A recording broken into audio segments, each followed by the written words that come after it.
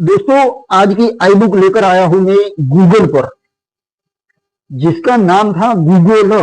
लेकिन बाद में सर्गेई ब्रिन ने उस नाम को रजिस्टर करवाते वक्त उसने मिस्टेक की थी और उन्होंने गूगल कर दिया। वो मैं आगे बताऊंगा। पूरी बुक लेकर आया हूं 15 चैप्टर की। कितने? 15 अध्याय है, जिसमें हम अलग अलग अध्याय में अलग अलग पहलू पर, कंपनी के अलग अलग विभाग पर बात करेंगे। और गूगल एक प्रकार का इंटरनेट का पर्याय, यानी गूगल गूगल के बिना इंटरनेट है ही नहीं, क्योंकि दुनिया की सारी वेबसाइट ज्यादातर गूगल पर ही चलती है। फेसबुक, कोई भी website, social media website, YouTube, सब कुछ गूगल पर ही चलता है। और अब गूगल गूगल खुद भी एक वेबसाइट है। पहले ब्राउजर हुआ करते थे। अब ब्राउजर में क्या होता है कि ब्राउजर वेबसाइट को ब्राउज करता है, लेकिन गूगल एक ऐसी वेबसाइट है जो सर्च इंजन कहा जाता है। उसे क्या कहा? और उसके अंदर एल्गोरिथम उन्होंने बनाया, जिससे वो कीवर्ड जब मैच होता है, जैसे आपने गूगल पर सर्च किया हीरा भाई चौधरी, तो वो अगर मेरी चैनल से मैच होगा तो आपको रिजल्ट दिखाएगा। इस तरह दुनिया की सारी इंफॉर्मेशन और पूरी दुनिया गूगल पर चल रही है। पूरी आईटी इंडस्ट्री गूगल पर चल रही है। तो अब इंट्रोडक्शन करते हैं हम गूगल कंपनी का। तो गूगल एक ऐसा प्लेटफॉर्म जहां आज तक की दुनिया में हर प्रकार की इंफॉर्मेशन, एप्लीकेशन और पूरी दुनिया का इंटरनेट का कनेक्टिविटी गूगल पर ही उपलब्ध है। अब गूगल दुनिया का सबसे लोकप्रिय सर्च इंजन है। सर्च इंजन तो बहुत है, लेकिन आज कोई कहता है किसी को कोई इंफॉर्मेशन चाहिए तो लोग कहते हैं गूगल कर लो। कोई ऐसा नहीं कहता है कि सर्च कर लो, इंटरनेट सर्च कर लो, ऐसा कोई नहीं कहता। गूगल कर लो। आज इंटरनेट का पर्याय बन चुका है दोस्तों गूगल। लेकिन ये शुरू कैसे हुआ, किसने किया, कैसे किया, और आप भी कुछ नया करना चाहते हो तो कैसे कर सकते हो, ये सीखने को मिलेगा। और सीखने के हेतु से ही इस चैनल पर इन मेरी सारी की सारी आई बुक पर आना, जिसमें मैं हजारों कंपनियों पर पूरी की पूरी शुरुआत से लेकर आज तक की बुक्स लेकर आऊंगा, जिसमें कंपनी की स्ट्रेटेजी, कैसे कंपनी चलती है, कैसे शुरुआत हुई, कैसे एक विचार से कंपनी की शुरुआत कैसे हुई, वो सब कुछ सीखने को मिलेगा। और अगर आपको अच्छा लगता है, सीखने को मिलता है, तो बने रहो, और नहीं मिलता है आपकी इच्छा। लेकिन दोस्तों, लोकप्रिय सर्च इंजन गूगल है, लेकिन शायद आप इस मायाजाल के बारे में जानना चाहेंगे, इस इंटरनेट की मायाजाल के बारे में जानना चाहेंगे कि इंफॉर्मेशन, सर्विस या प्रोडक्ट शेयर और कंज्यूम कैसे की जाती है। इस इंटरनेट की मायाजाल में इंफॉर्मेशन शेयर कैसे की जाती है, सर्विस या प्रोडक्ट को शेयर कैसे किया जाता है, और उसे कंज्यूम कैसे किया जाता है। कंज्यूमर भी हम है, ग्राहक भी हम है, और व्यापारी भी हम है। ये गूगल है। गूगल ने सबको व्यापारी और ग्राहक दोनों बना दिया। जैसे मैं वीडियो बनाता हूँ यूट्यूब पर, तो यूट्यूब भी गूगल का ही है। तो यूट्यूब पर मैं एक कस्टमर भी हूँ, ग्राहक भी हूँ, क्योंकि यूट्यूब में खुद दूसरे वीडियो देखता हूँ और मैं यूट्यूब पर वीडियो बनाता हूँ, तो व्यापारी भी हूँ। ये माया जाल है दोस्तों इंटरनेट की। तो अब लेकिन अब सवाल ये है कि गूगल ने इंटरनेट में इतना अभूतपूर्व बदलाव कैसे लाया। और उससे पहले भी थे, सर्च इंजन तो थे, याहू था, तो इस प्रकार का बदलाव कैसे लाया और इंसान को एक कबूतर की तरह जाल में कैसे पकड़ लिया इस गूगल ने। इस इंटरनेट ने इंसान को बिल्कुल कबूतर की तरह जाल में पकड़ लिया। कोई चारा ही नहीं है बाहर निकलने का, क्योंकि दुनिया आज इंटरनेट पर चल रही है। तो आइए इस आई बुक में जानते हैं गूगल की माया जाल के बारे में। तो पहला चैप्टर शुरू करते हैं।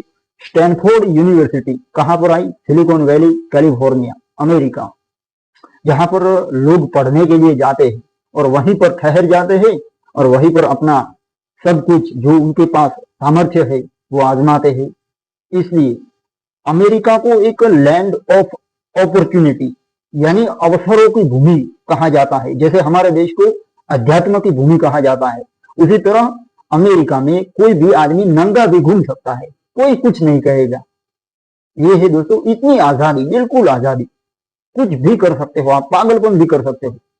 तो स्टैनफोर्ड यूनिवर्सिटी का छोटा बैकअप प्रोजेक्ट क्या था? अब गूगल जो था उसका पहला नाम बैकरब नाम का एक प्रोजेक्ट उन्होंने बनाया था, लेरी पेज और सर्गेई ब्रिन ने। जो पेज रैंकिंग का वो मैं आगे बता रहा हूँ। तब शुरुआत करते हैं पहले चैप्टर की। स्टैनफोर्ड यूनिवर्सिटी का छोटा बैकरब प्रोजेक्ट क्या था। तो सूरज की सुनहरी किरणें स्टैनफोर्ड यूनिवर्सिटी के हरे भरे कैंपस पर पड़ रही थी। सुबह सुबह का समय था। 1995 एक गर्म ग्रीष्मकालीन दिन था और हवा में विचारों की उड़ान थी। लेकिन वो विचार किसी को दिखते नहीं थे। विचार किसी को दिखते नहीं, खुद को दिखते हैं लेकिन दूसरों को नहीं दिखते हैं। तो इस तरह से तो हवा में विचार दौड़ रहे थे। लेरी पेज एक 22 साल का उत्साही युवा अपने चश्मे के पीछे दुनिया को बदलने का विचार देख रहा था। उसके अंदर दुनिया को बदलने का कुछ चल रहा था। उसके चश्मे के पीछे, आंखों के भीतर, दिमाग के भीतर विजुअल कॉर्टेक्स में, जो दिमाग में आता है ना, विजुअल कॉर्टेक्स, जो दृष्टि के लिए उपयोग होता है। तो वो कंप्यूटर साइंस का एक स्टूडेंट था स्टैनफोर्ड यूनिवर्सिटी में, जिसके दिमाग में हमेशा कुछ नया उमड़ता रहता था। दूसरी ओर सर्गेई ब्रिन, जो रूसी मूल का था। उनकी बायोग्राफी सीरीज अभी मैंने शुरू नहीं की है दोस्तों। जब मैं बायोग्राफी शुरू करूंगा तब इन सारे महानुभावों की बायोग्राफी भी लेकर आऊंगा, लेकिन अकेला हूं तो टाइम लगेगा, लेकिन काम करता रहूंगा। तो सर्गेई ब्रिन एक रूसी प्रवासी जो रूस से आया था अमेरिका में, स्टैनफोर्ड में, जिसकी आंखों में जिज्ञासा और विद्रोही चमक थी। दोनों का प्रतिभा और दोनों का कैरेक्टर मैंने आपको बताया। वो भी स्टैनफोर्ड के हलचल भरे गलियारों में अपनी जिंदगी की रास्ता तलाश रहा था, मतलब अपना करियर बनाने के लिए आया था रूस से अमेरिका पढ़ने के लिए। तो वो भी स्टैनफोर्ड में अपना रास्ता खोज रहा था कि जिंदगी में आगे करे क्या, जॉब करे, कुछ धंधा करे, क्या करे, इसलिए तो पढ़ने के लिए आए थे ना। तो गूगल में को फाउंडर्स, जिसको आप जानते हो, लेरी पेज और सर्गेई ब्रिन, दोनों की मुलाकात एक संयोग थी। लेकिन ये संयोग इतिहास के पन्नों में दर्ज होने वाला था, इतिहास रचने वाला था। दोनों का मिलन, दोनों की दोस्ती। लेरी पेज को वेबसाइट की, जो उस वक्त क्या होता था कि वेबसाइट तो थी लेकिन सब कुछ अस्त व्यस्त होता था। और अगर आपको किसी वेबसाइट को खोजना है तो डायरेक्टरी, वो बुक आती है ना, फिजिकल बुक, उसके अंदर उसका एड्रेस ढूंढना है और फिर कंप्लीट कंप्यूटर में टाइप करना है, तब जाके आपको वेबसाइट का एक्सेस मिलता था। इतना बिल्कुल जटिल था। तो ये बिल्कुल अस्त व्यस्त से वो उसको पसंद नहीं था, लेरी पेज को, कि ऐसा नहीं होना चाहिए, सिर्फ एक बटन दबा के वेबसाइट का एक्सेस मिलना चाहिए, हमें बिल्कुल सहूलियत देनी है कस्टमर को। जबकि इंटरनेट भी तब 1995 में की मैं बात कर रहा हूं, तब अपने शुरुआती दौर में था। एक विशाल डिजिटल जंगल दोस्तों, जहां इंफॉर्मेशन बिल्कुल बिखरी पड़ी थी, कोई व्यवस्था नहीं थी। उस समय याहू जैसे सर्च इंजन थे, लेकिन वे अपर्याप्त थे, उतने एडवांस नहीं थे। तो लेरी ने एक दिन कैफेटेरिया, जो कैफे आता है कॉफी पीने के लिए, तो वहां पर कॉफी के प्याले के साथ कहा, सर्गेई, क्या होगा अगर हम वेबसाइट के हर पेज को एक क्रम में, यानी एक बिल्कुल क्रम अनुसार व्यवस्थित कर दे तो कैसा होगा, कैसा रहेगा? क्या होगा अगर हम सूचना को, इंफॉर्मेशन को इस तरह सुलभ बनाए कि दुनिया का हर कोना इसे छू सके? तो सर्गेई ब्रिन ने मुस्कुराते हुए जवाब दिया, लेरी, तुम पागल तो हो, लेकिन ये पागलपन मुझे पसंद आ गया। उस दिन से दोनों दोस्तों ने अपने विचारों को, जो किसी को दिखते तो नहीं थे, एक रिसर्च प्रोजेक्ट में डालना शुरू किया। सबसे ज्यादा लेरी पेज को पेज जो वेबसाइट का आता है, उसके बीच लिंक की संरचना यानी स्ट्रक्चर ने आकर्षित किया था। वेबसाइट का जो पेजेस का जो स्ट्रक्चर होता है, उसे स्ट्रक्चर ने उसको आकर्षित किया। तो लेरी इसे एक जायंट सोशल नेटवर्क की तरह देखता था। अब दोस्तों, हर एक आदमी का किसी भी चीज को देखने का नजरिया अलग अलग होता है। हाँ, दुनिया में हर आदमी था, स्टैनफोर्ड में सब लोग पढ़ रहे थे, लेकिन ये कुछ अलग ही कर रहे थे। तो उन्होंने देखा कि ये एक जायंट, बड़ी सोशल नेटवर्किंग की तरह दिखता था उनको, जहां हर वेब पेज, जहां हर वेबसाइट, वेबसाइट भी कह सकते हैं, वेब पेज भी कह सकते हैं, एक व्यक्ति था। जैसे मेरी वेबसाइट है तो मैं एक व्यक्ति हूँ और वहां पर मैं मेरा मटेरियल डालता हूँ, और लिंक उनकी रिकमेंडेशन थे।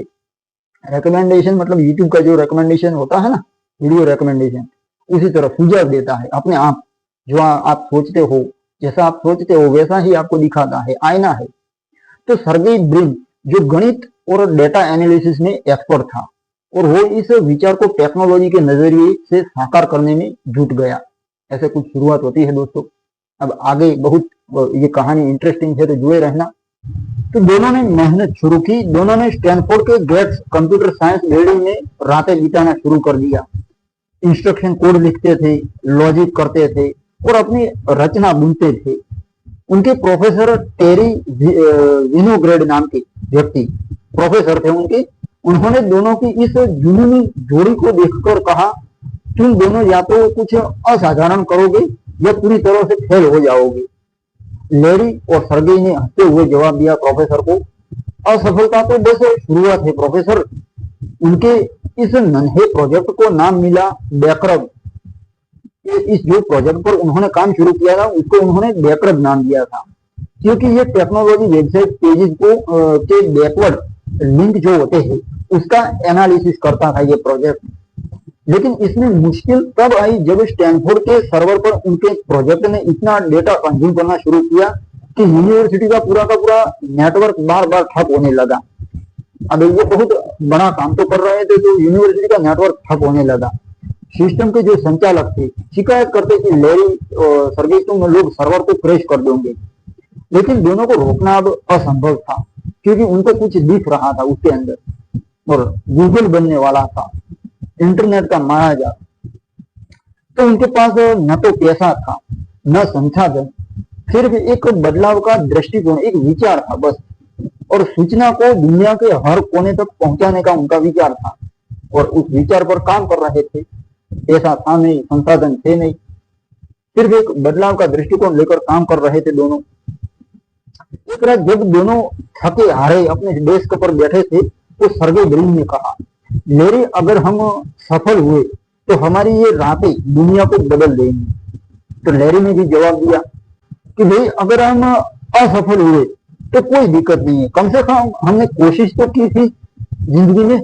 तो वो दोनों की बातचीत हुई और बाद में दोनों हंस पड़े। तो उस हंसी, उनकी हंसी कमरे में गूंज उठी, और उस हंसी में एक विश्वास था। ये विश्वास कि वे कुछ बड़ा करने जा रहे थे। ये शुरुआत दोस्तों ऐसे होती है, और लेरी और सर्गेई के शुरुआती सपने, उनकी दोस्ती और उस विचार की नींव को दर्शाती है जो भविष्य में गूगल बनने वाला था। ये एक ऐसी शुरुआत थी दोस्तों जिसने न केवल इंफॉर्मेशन टेक्नोलॉजी आईटी जिसको हम कहते हैं, इंफॉर्मेशन टेक्नोलॉजी नहीं बल्कि मानवता के भविष्य को आकार दिया। आज हम बदलाव देख रहे हैं, गूगल के कारण क्या क्या संभव हो पाया। तो दूसरे चैप्टर में आप जानते थे लेरी और सर्गेई का बैकरब प्रोजेक्ट कितना अलग था और यूजर फ्रेंडली था, क्यों था और कैसा था, वो सब कुछ बैकरब प्रोजेक्ट के बारे में जानते हैं। गूगल पहले बैकरब नाम का एक प्रोजेक्ट से शुरू हुआ था।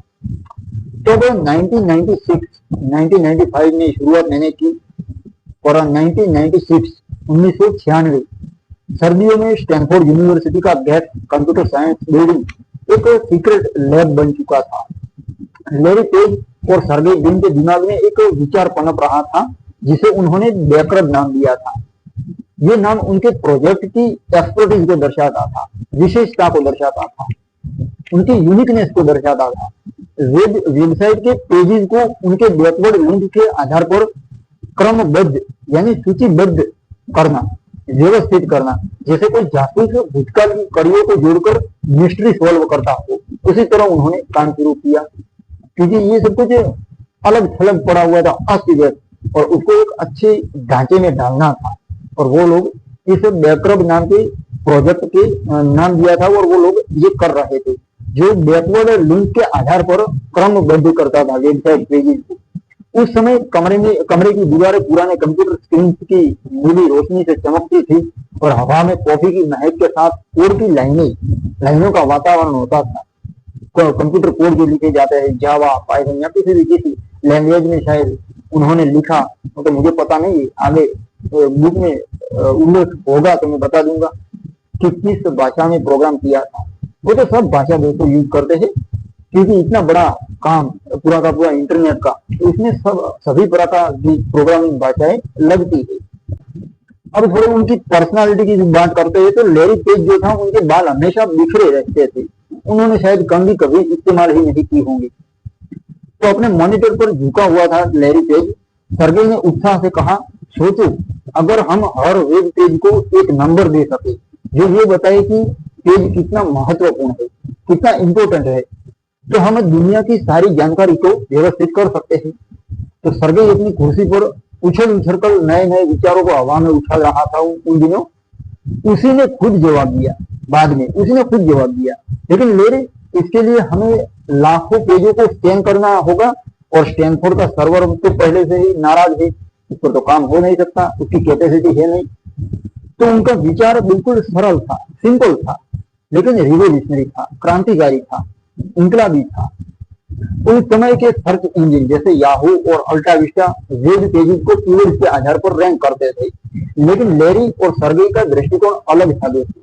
ये सर्च इंजन तो बनाया, लेकिन बाद में उन्होंने पूरी की पूरी इंटरनेट उद्योग पर, इंटरनेट इंडस्ट्री पर मोनोपोली क्रिएट कर ली। गूगल ने आज प्ले स्टोर बनाया जहां पर सब कुछ कर सकते हो, एंड्रॉइड ऑपरेटिंग सिस्टम सबके लिए फ्री में बनाया।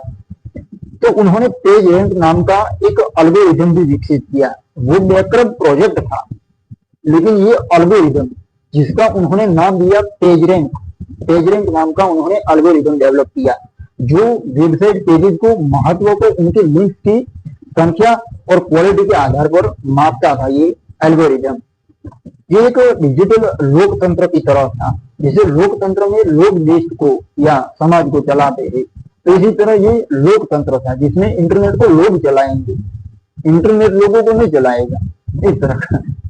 तो पेज रैंक में जो उन्होंने पेज रैंक एल्गोरिथम बनाया, उसमें जितने ज्यादा पेज किसी एक पेज की ओर इशारा करते, यानी ये प्रकार का पूरा जटिल होता है दोस्तों ये एल्गोरिथम, लेकिन जितना ज्यादा इशारा करते हैं किसी एक पेज के ऊपर, इतना ही वह पेज विश्वसनीय माना जाता था उस वक्त, उस एल्गोरिथम के तहत।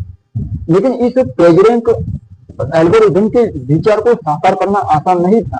उस समय एल्गोरिथम बनाना कोई आसान नहीं था, क्योंकि स्टैनफोर्ड यूनिवर्सिटी के सर्वर उनके डेटा की भूख को सहन नहीं कर पा रहे थे। तो लेरी और सर्गेई ने पुराने सस्ते कंप्यूटरों को इकट्ठा करना शुरू किया, कबाड़ में से लाकर, जिन्हें वे .com बबल के दौर में कबाड़ से खरीदते थे, जो पूरा का पूरा भंगार खाना होता है वहां से खरीदते थे।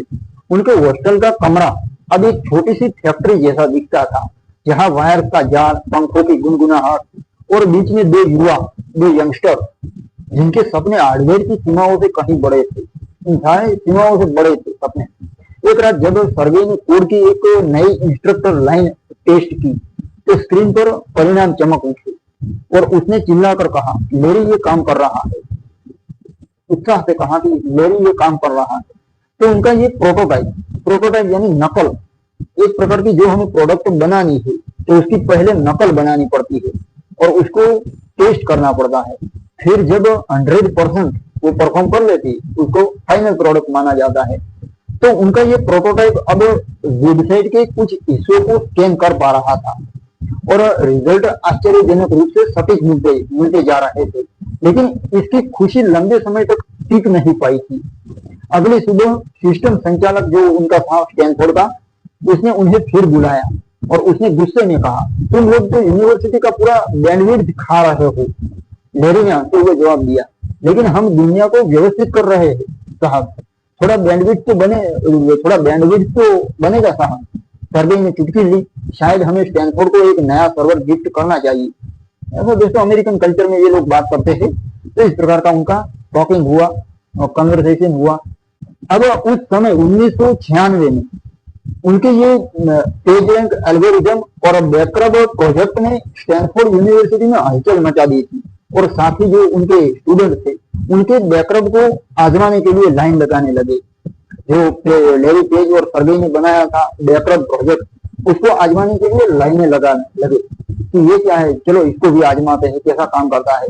तो वो थोड़ा तेज था उनका बैकअप प्रोजेक्ट, सटीक भी था और सबसे बढ़कर ये यूजर को वही देता था जो वो चाहता था, यूजर जो चाहता था वही देता था। ये बहुत कमाल की चीज उन्होंने बनाई। फिर भी लेरी पेज और सर्गेई ब्रिन के लिए ये सिर्फ शुरुआत थी दोस्तों। उनके पास कोई बिजनेस करने की तो योजना नहीं थी कि हमें इसे बिजनेस करना है आगे जाके, कोई फंडिंग भी नहीं थी, यानी पैसा भी कोई डालने के लिए तैयार नहीं था और कोई भविष्य का कोई स्पष्ट उनके पास कोई रास्ता नहीं था कि भविष्य में हम क्या करेंगे, इसको इस खिलौने को लेकर क्या करेंगे। फिर भी उनके दिल में एक विश्वास था कि वे कुछ ऐसा बना रहे हैं जो दुनिया को बदल देगा और दुनिया के लिए काम की चीज है ये। अब एक रात 2 बजे का समय था, जब यूनिवर्सिटी शांत पड़ चुकी थी। लैरी पेज ने सर्गे ब्रिन से कहा, हमारा ये बैकअप एक दिन इतना बड़ा होगा कि लोग इसे हर सवाल का जवाब देने के लिए इस्तेमाल करेंगे। तो सर्गे ब्रिन ने जवाब दिया, हाँ भाई, यस ब्रो, लेकिन पहले हमें ये सुनिश्चित करना होगा कि स्टैनफोर्ड हमें इसके चक्कर में बाहर न निकाल दे। अब इस बैकअप प्रोजेक्ट की सक्सेस और इसके चक्कर में हमें यूनिवर्सिटी कहीं नहीं छोड़नी पड़े, इसका उन्होंने चिंता जताई। सर्गे ब्रिन ने एक ऐसी कंपनी की फाउंडेशन रखी जा रही थी जिसका नाम जल्द ही गूगल बनने वाला था। तो देखो तीसरे चैप्टर की ओर बढ़ते हैं, तो उसका नाम मैंने दिया है हॉस्टल से सुशांत के गैरेज तक और गूगल नाम में गलती, ऐसा मैंने नाम दिया है। तो अमेरिका का 1997 का पतझड़ का मौसम स्टैनफोर्ड में भी रंगों का उत्सव लेकर आया था। पेड़ों की पत्तियां लाल और सुनहरी होने लगी थी, लेकिन लैरी पेज और सर्गे ब्रिन के लिए समय रुक सा गया था, क्योंकि वो अपने काम में बिजी थे और क्यूरियोसिटी भी थी कि कुछ होगा, हम कुछ बड़ा कर देंगे। इसलिए जब कोई आदमी सफलता की सीढ़ियां चढ़ रहा होता है तो उसको अगल बगल क्या चल रहा है वो भान नहीं होता है। ऐसा था, क्योंकि उनका बैकअप प्रोजेक्ट अब स्टैनफोर्ड के सर्वरों के लिए एक सिर दर्द बन चुका था। इतना बड़ा हो गया क्योंकि रिजल्ट बढ़ रहे थे इसके। हर रात जब पूरी यूनिवर्सिटी सो जाती थी तब उनके कोड की भूख बढ़ जाती थी। सस्ते कंप्यूटरों का ढेर जिन्हें दोनों ने कबाड़ खानों से इकट्ठा किया था, अब उनके हॉस्टल के कमरे में एक अस्थायी डेटा सेंटर बन चुका था। लेकिन इतना सब कुछ भी पर्याप्त नहीं था, क्योंकि सपना उनका बड़ा था और उसे उड़ान भरने के लिए संसाधन चाहिए थे, फैसिलिटी चाहिए थी, सर्वर चाहिए थे, कंप्यूटर चाहिए थे, सब कुछ चाहिएगा, लेकिन नहीं था। फिर भी जीते रहे और रास्ता अपने आप मिल जाता है दोस्तों, साहस करता है आदमी को। तो सर्गे ने एक दिन अपने लैपटॉप पर कोड की लाइनों को स्क्रॉल करते हुए कहा, लैरी, हमें यहाँ से बाहर निकलना होगा। हमारा प्रोजेक्ट अब स्टैनफोर्ड के लिए बहुत बड़ा हो गया है। ये कोई यूनिवर्सिटी का प्रोजेक्ट नहीं है, ये तो कोई बड़ी संस्था का, बड़ी कंपनी का प्रोजेक्ट बन गया है, इतना बड़ा है। तो लैरी पेज जो अपने बिस्तर पर बैठकर पुराने हार्ड ड्राइव को जोड़ने की कुछ कोशिश कर रहे थे, तो उन्होंने जवाब दिया, हाँ, लेकिन हमें पैसों की जरूरत है और एक ऐसी जगह चाहिए जहां हम अपनी मनमानी कर सके। दोस्तों थोड़ा किस्सा सुनाना चाहूंगा। 23 मार्च भगत सिंह की एक मूवी बनी थी, शायद आपने देखी हो। उसमें सनी देओल चंद्रशेखर आजाद का रोल निभाते हैं, जिसमें वो कहते हैं, कोई उनसे कहता है, मुझे परफेक्ट याद नहीं, लेकिन फिर भी इंस्पिरेशनल कॉन्टेक्स्ट है इसलिए बता रहा हूँ कि आजाद साहब एक कंबल खरीद लेते तो ठंड न लगती। तो उन्होंने जवाब क्या दिया था चंद्रशेखर आजाद ने, पता है? उन्होंने जवाब दिया कि शरीर जितना ज्यादा भोग लेता है उतना ही ज्यादा वो एडिक्ट हो जाता है। तो उन्होंने वो मूवी देखना, उसमें उन्होंने कहा था कि शरीर जितना भोग विलास करता है उतना ही ज्यादा उसे वो मांगता है, इसलिए उन्होंने कंबल नहीं लिया ठंडियों के मौसम में भी। तो वापस आते हैं गूगल की स्टोरी पर। तो दोनों की नजरें मिली इस बात को, जब उन्होंने कहा कि हमें एक ऐसी जगह चाहिए जहां हम अपनी मनमानी कर सके। तो दोनों की नजरें मिली, जैसे लड़के लड़की को मिलती है वैसे ही मिली होंगी यार। और एक नया विचार चमक उठा। वास्तव में उन्हें एक गैरेज चाहिए था। पालो आल्टो सिलिकॉन वैली का दिल था और है उस समय स्टार्टअप्स का गढ़ बन रहा था।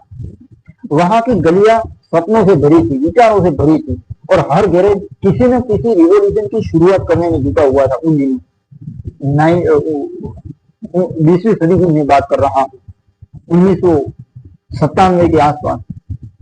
तो उस समय दोस्तों सिलिकॉन वैली की गलियां सपनों से भरी हुई थी और हर गैराज किसी न किसी रिवॉल्यूशन की शुरुआत करने में जुटा था। लैरी पेज और सर्गे ब्रिन को एक दोस्त सुसान वोजिस्की ने अपने गैराज किराए पर देने की पेशकश की। अब सुसान, जो बाद में गूगल की एक महत्वपूर्ण हस्ती बनी, वो उस समय इंटेल में काम करती थी। वो औरत, सुसान का garage 232 Santa Margarita Avenue Menlo Park में गूगल की पहली अनौपचारिक प्रयोगशाला बन गया। अब ये एड्रेस है दोस्तों, उनका garage 232 Santa Margarita Avenue Menlo Park, ये एड्रेस है, वहां पर सुशांत का गैरेज था और वो अनौपचारिक यानी खास रूप से नहीं प्रयोगशाला बन गया गूगल की। किराया था $1700 पर मंथ, पर यानी प्रति महीना $1700 उनको किराया देना था लेरी को और सर्गेई को। ये तो ऐसी रकम जो लेरी पेज और सर्गेई ब्रिन के लिए पहाड़ जितनी बड़ी थी। $1700 लाए गए थे, लेकिन सपने भी मुफ्त में नहीं आते ना, और उसे छोड़ना नहीं चाहिए दोस्तों। सपने भी तो मुफ्त में नहीं आते। सितंबर 1998 में 1998 में लेरी पेज और सर्गेई ब्रिन ने अपने कंप्यूटर, वायरों का जाल और कुछ पुराने फर्नीचर के साथ उस गैरेज में दोनों शिफ्ट हो गए अपने साझे सामान के साथ। तो गैरेज की दीवारें भी नंगी थी और फर्श पर धूल जमी हुई थी, लेकिन उनके लिए ये एक महल से कम नहीं था, क्योंकि वो अब अपनी मनमानी कर सकते थे वहां पर। तो उस गैराज में दिन रात कोडिंग, कंप्यूटर प्रोग्रामिंग, डिबगिंग और विचार विमर्श, इसका दौर चलता था।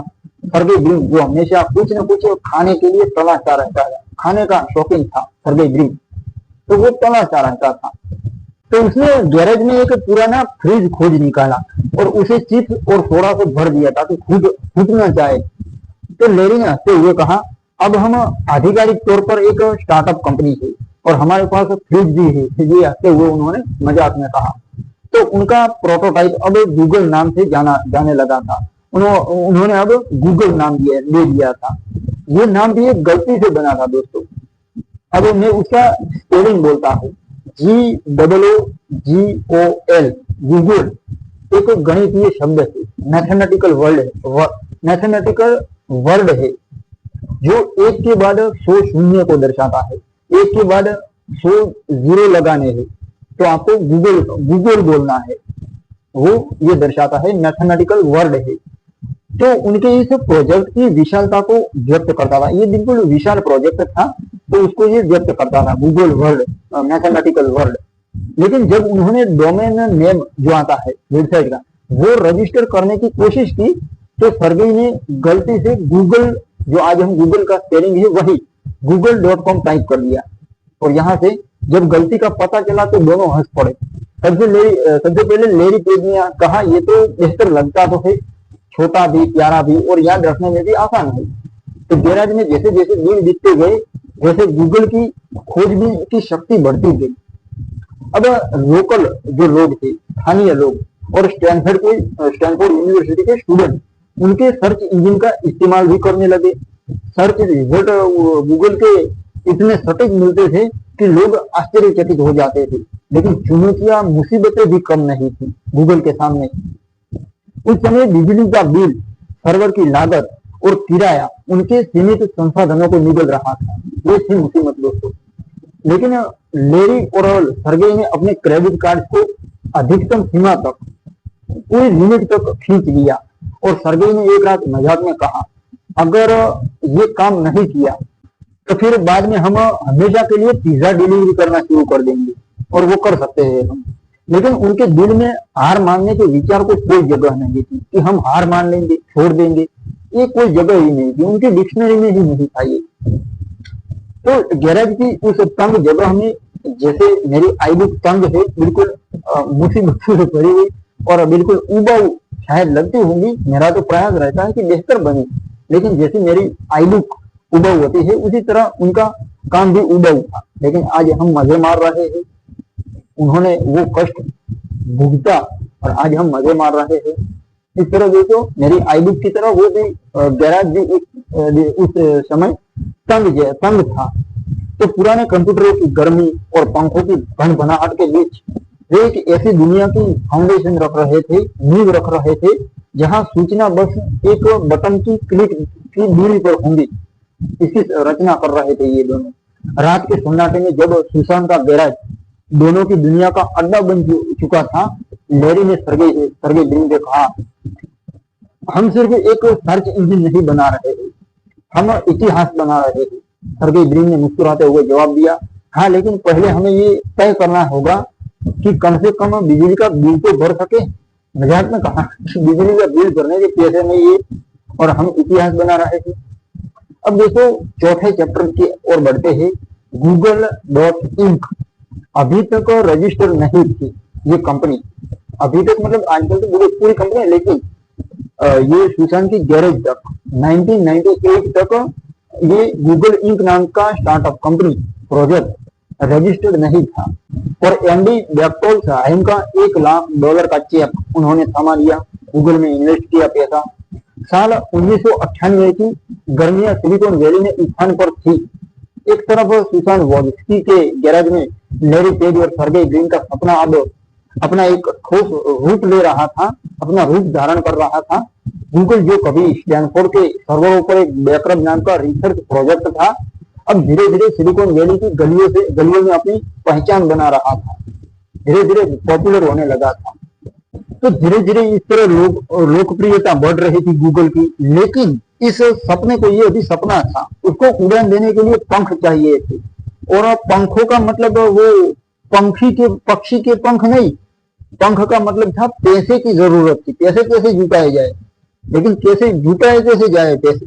गैराज का किराया देना था, बिजली का बिल चुकाना था, पुराने कंप्यूटरों का ढेर ही दोनों की जेब पर भारी पड़ रहा था उन दिनों। लैरी और सर्गेई को अब इन्वेस्टर की तलाश थी जो उनके दृष्टिकोण पर, उनके विजन पर भरोसा करे और उनको पैसा दे। लैरी पेज जिसकी आंखों में हमेशा एक अलग प्रकार की चमक रहती थी, तो उसने सर्गेई ब्रिन से कहा, हमें ऐसे लोगों को ढूंढना होगा जो न सिर्फ पैसा दे बल्कि हमारे सपने को समझे और हम पर विश्वास करे। सर्गेई अपने चंचल अंदाज में टेबल पर पेन घुमा रहा था, तो उसने जवाब दिया। ये मैं रिलेवेंट तरीके से बता रहा हूँ दोस्तों। तो उसने जवाब दिया, हाँ लेकिन पहले हमें ये समझाना होगा कि हमारा गूगल याहू से बेहतर क्यों है, किस अंदाज में बेहतर है, ये भी समझाना होगा। दोनों हंस पड़े, लेकिन हंसी के पीछे एक गहरी चिंता भी थी। चिंता इस बात की थी कि पैसे कैसे जुटाए जाए। उनके पास तो समय और संसाधन तेजी से खत्म हो रहे थे, समय भी जा रहा था और संसाधन भी खत्म हो रहे थे। और सिलिकॉन वैली उस समय इन्वेस्टर्स का स्वर्ग था। तो वहां पर इन्वेस्टर बहुत थे, पैसे स्टार्टअप पर पैसे लगाने वाले बहुत थे, लेकिन बहुत ट्रस्टेबल कोई स्टार्टअप होता है, उसी में पैसे डालते थे लोग। लेकिन उस समय हर इन्वेस्टर एक नया याहू या नेटस्केप ढूंढ रहा था।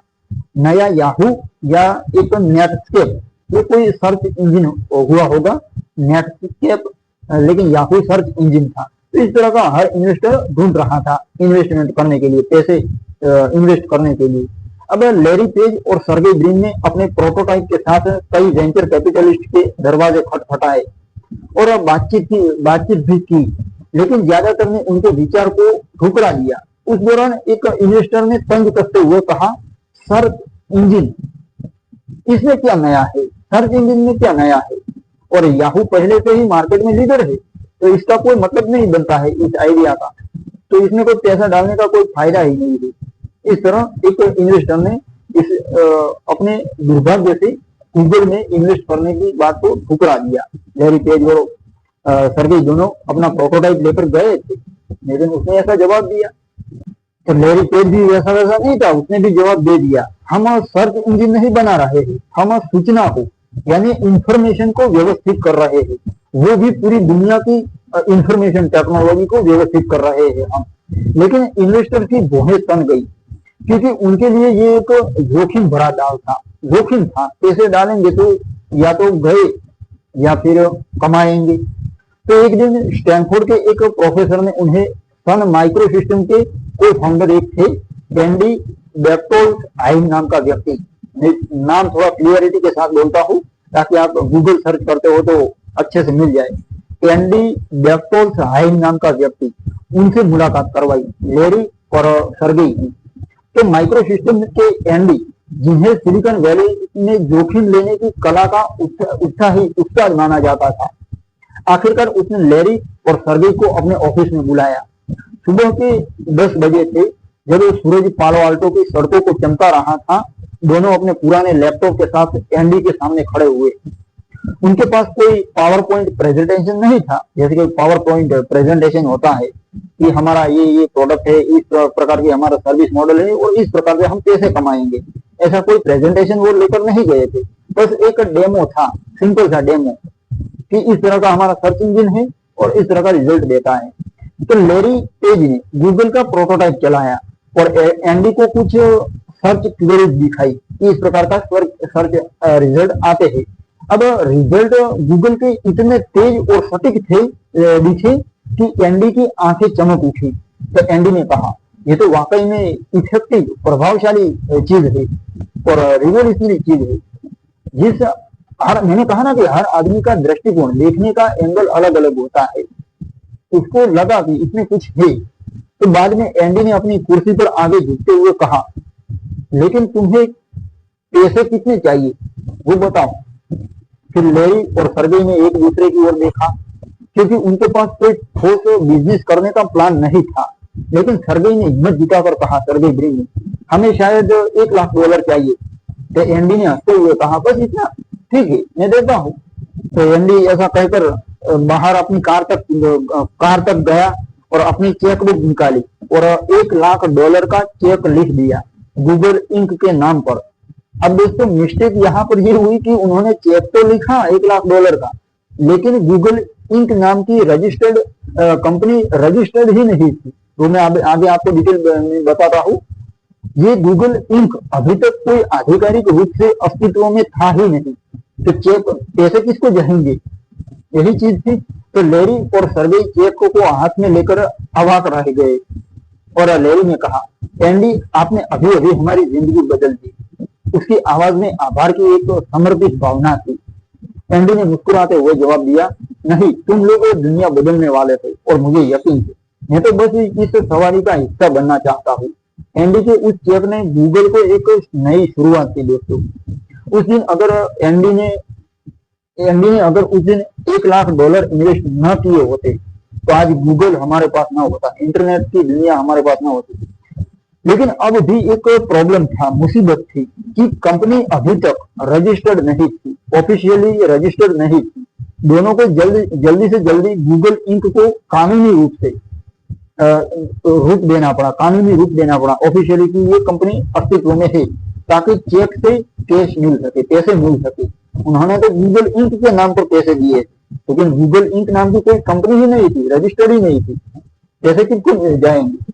तो उन्होंने कानूनी रूप दिया और उनको पैसा मिला। गैरेज में लौटकर लैरी और सर्गेई ने चेक को टेबल पर रखा और उसे देखते रहे जैसे वह कोई जादुई ताबीज मिल गई हो।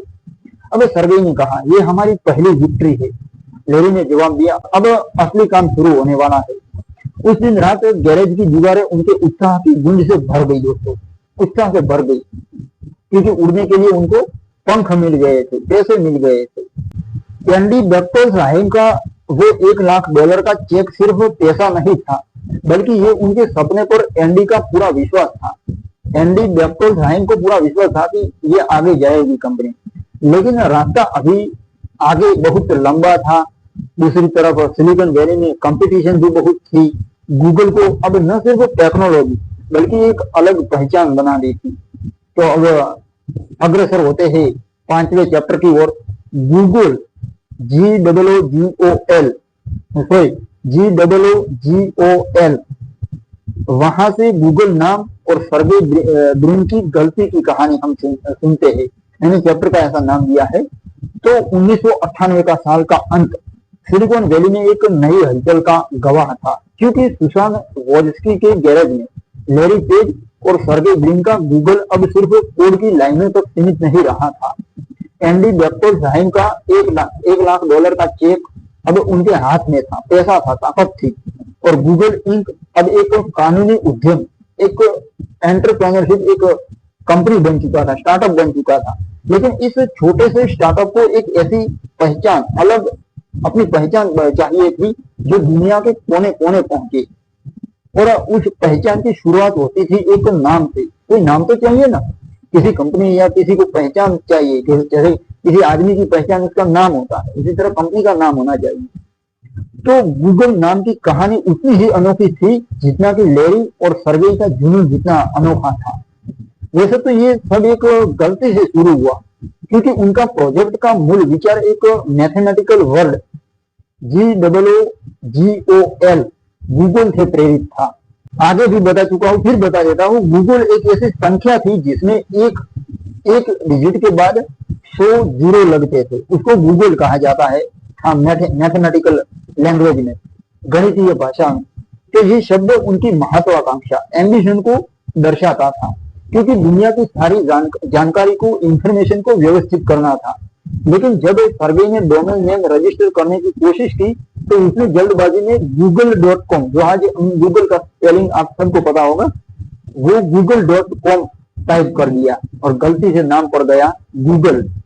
जब गलती का पता चला तो लैरी पेज ने हंसते हुए कहा, ये तो गलती से ही अच्छा हो गया, मतलब हमें अच्छा करने की कोई जरूरत ही नहीं पड़ी, गलती में ही अच्छा हो गया। छोटा, मजेदार और सबकी जुबान पर चढ़ने वाला नाम गूगल नाम सुनते ही आदमी के मन में बस जाता है नाम, ऐसा नाम उन्होंने गलती से पड़ गया गूगल नाम। तो गैराज में, सुशांत के गैराज में, जहां पुराने कंप्यूटरों की भनभनाहट और कॉफी की खुशबू हवा में तैरती थी, लैरी और सर्गेई ने आखिरकार इसी नाम को अपनाने का फैसला किया। हमें नाम नहीं बदलना है, ये बेस्ट नाम है कंपनी का, और उन्होंने गूगल नाम रखा। आज भी हम गूगल के नाम से जानते हैं कंपनी को। अल्फाबेट इंक के तहत आती है गूगल। लेकिन ये नाम सिर्फ एक वर्ड नहीं था, शब्द नहीं था, ये एक वादा था कि गूगल को इंटरनेट दुनिया का पर्याय बनना था। इंटरनेट मतलब गूगल, क्यूरियोसिटी, जिज्ञासा का, जवाबों का, एक ऐसी दुनिया का जहां हर सवाल का जवाब बस कुछ बटन दबाते मिल जाए, वो था गूगल। तो सर्गेई ब्रिन, जो हमेशा थोड़ा दार्शनिक अंदाज में सोचता था, तो इसने कहा, लैरी, ये नाम सिर्फ हमारी कंपनी नहीं, ये एक एक्टिविटी बनेगा। और आज गूगल एक्टिविटी तो है ना, ये जो यूट्यूब है एक्टिविटी है, जब हम कुछ करते हैं तो वो एक्टिविटी है दोस्तों। और लोग अपनी एक्टिविटी को ऐसे कहेंगे कि मैंने इसे गूगल किया। जैसे मैं कोई सर्च करता हूँ, मेरे ही चैनल सर्च करता हूँ, हीरा भाई चौधरी, तो मैं ऐसा कहता हूँ कि मैंने गूगल किया, हीरा भाई चौधरी गूगल किया। ये दोस्तों इतना उन्होंने बिल्कुल सटीकता से कितना मिलता जुलता लग रहा है। तो आखिरकार नाम तय होने के बाद दोनों ने गूगल की पहचान को और मजबूत करने की ठान ली और उन्होंने अपने एक लोगो डिजाइन करने का फैसला किया। लोगो चिन्ह आता है ना, सिंबल कंपनी का, वो उन्होंने डिजाइन करने का फैसला किया उन्होंने। तो ग्राफिक डिजाइनर न होने, उनके पास कोई ग्राफिकल डिजाइन का कोई नॉलेज नहीं था, फिर भी इसके बावजूद सर्गेई ब्रिन ने एक मुफ्त सॉफ्टवेयर GIMP उसका इस्तेमाल करके पहला गूगल का लोगो बनाया। ये साधारण था, रंग बिरंगे अक्षरों में गूगल लिखा हुआ, जिसमें एक खिलौने जैसी मासूमियत थी। अब गूगल का वो लोगो या नाम देखोगे ना तो आपको खिलौने जैसा लगेगा, बच्चों का खिलौना है वो ऐसा लगेगा। और गूगल, बच्चों के जो बच्चे होते हैं उनको तुरंत ही गूगल नाम पसंद आ जाता है, दिल में लग जाता है। ये नेचुरली सब कुछ है, ये उन्होंने जानबूझकर किया है, मुझे तो क्या पता। तो लैरी पेज ने हंसते हुए कहा, ये लोगो ऐसा लगता है जैसे हमने इसे किंडरगार्टन में बनाया हो। लेकिन यही सादगी, यही सिंपलिसिटी गूगल की पहचान बन गई दोस्तों। नाम सुलभ, दोस्ताना, फ्रेंडली और हर किसी के लिए था। इस बीच 1998 के अंत के इर्द गिर्द ये समय गूगल का सर्च इंजन तेजी से लोकप्रिय हो रहा था। स्टैनफोर्ड के स्टूडेंट्स और सिलिकॉन वैली के टेक्नोलॉजी उत्साही लोगों के बीच अपने आप इसकी चर्चा फैल रही थी, क्योंकि ये थोड़ा यूनिक था, याहू से यूनिक था। लोग आश्चर्यचकित थे कि कैसे ये छोटा सा सर्च इंजन याहू और अल्टा विस्टा से भी बेहतर सर्च रिजल्ट दे रहा था। लेकिन लोकप्रियता में बढ़ोतरी के साथ मुसीबतें भी बढ़ रही थी। लोकप्रियता भी बढ़ रही थी, एक तरफ सक्सेस मिल रही थी, सफलता मिल रही थी, और एक तरफ मुसीबतों का ढेर हो रहा था। तो सुशांत के गैरेज में सीमित जगह थी और संसाधन अब उनकी महत्वाकांक्षाओं को सिकुड़ रहे थे। तो लैरी और सर्गेई को ज्यादा सर्वर, बड़ी टीम और ज्यादा पैसे चाहिए थे। एक रात जब गैरेज में बिजली की बीम लाइट में दोनों काम कर रहे थे और लैरी ने कहा, सर्गेई, हमारा नाम तो अब तैयार है, लेकिन हमें इसे नाम को दुनिया तक ले जाना है। तो सर्गेई ब्रिन ने जवाब दिया, हाँ, और इसके लिए हमें एक ऐसी टीम चाहिए जो हमारी तरह पागलपन से भरी हो, पागलपन वाली हो। बाद में और आज भी गूगल का कल्चर दोस्तों पागलपन भरा है। मैं आगे बताऊंगा। अगर आप गूगल में नौकरी के लिए आवेदन करते हो तो आपको इंटरव्यू में कैसा सवाल पूछा जाता है वो भी मैं आगे बताता हूँ। अगला चैप्टर वही है। तो बाद में फैसला किया कि वे गूगल को न केवल सिर्फ एक कंपनी बल्कि एक मिशन बनाएंगे।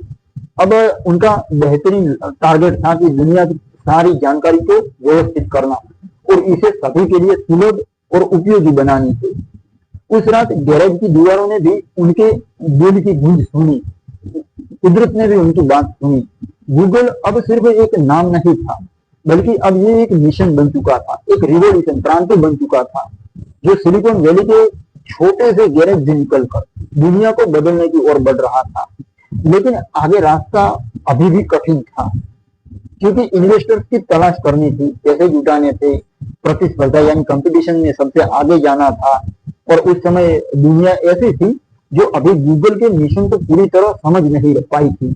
ये सब मुसीबतें उनके सामने थी, फिर भी लैरी पेज और सर्गेई ब्रिन के दिल में एक विश्वास था कि उनका नाम और काम एक दिन दुनिया की हर जुबान पर गर्व के साथ होगा, और आज है।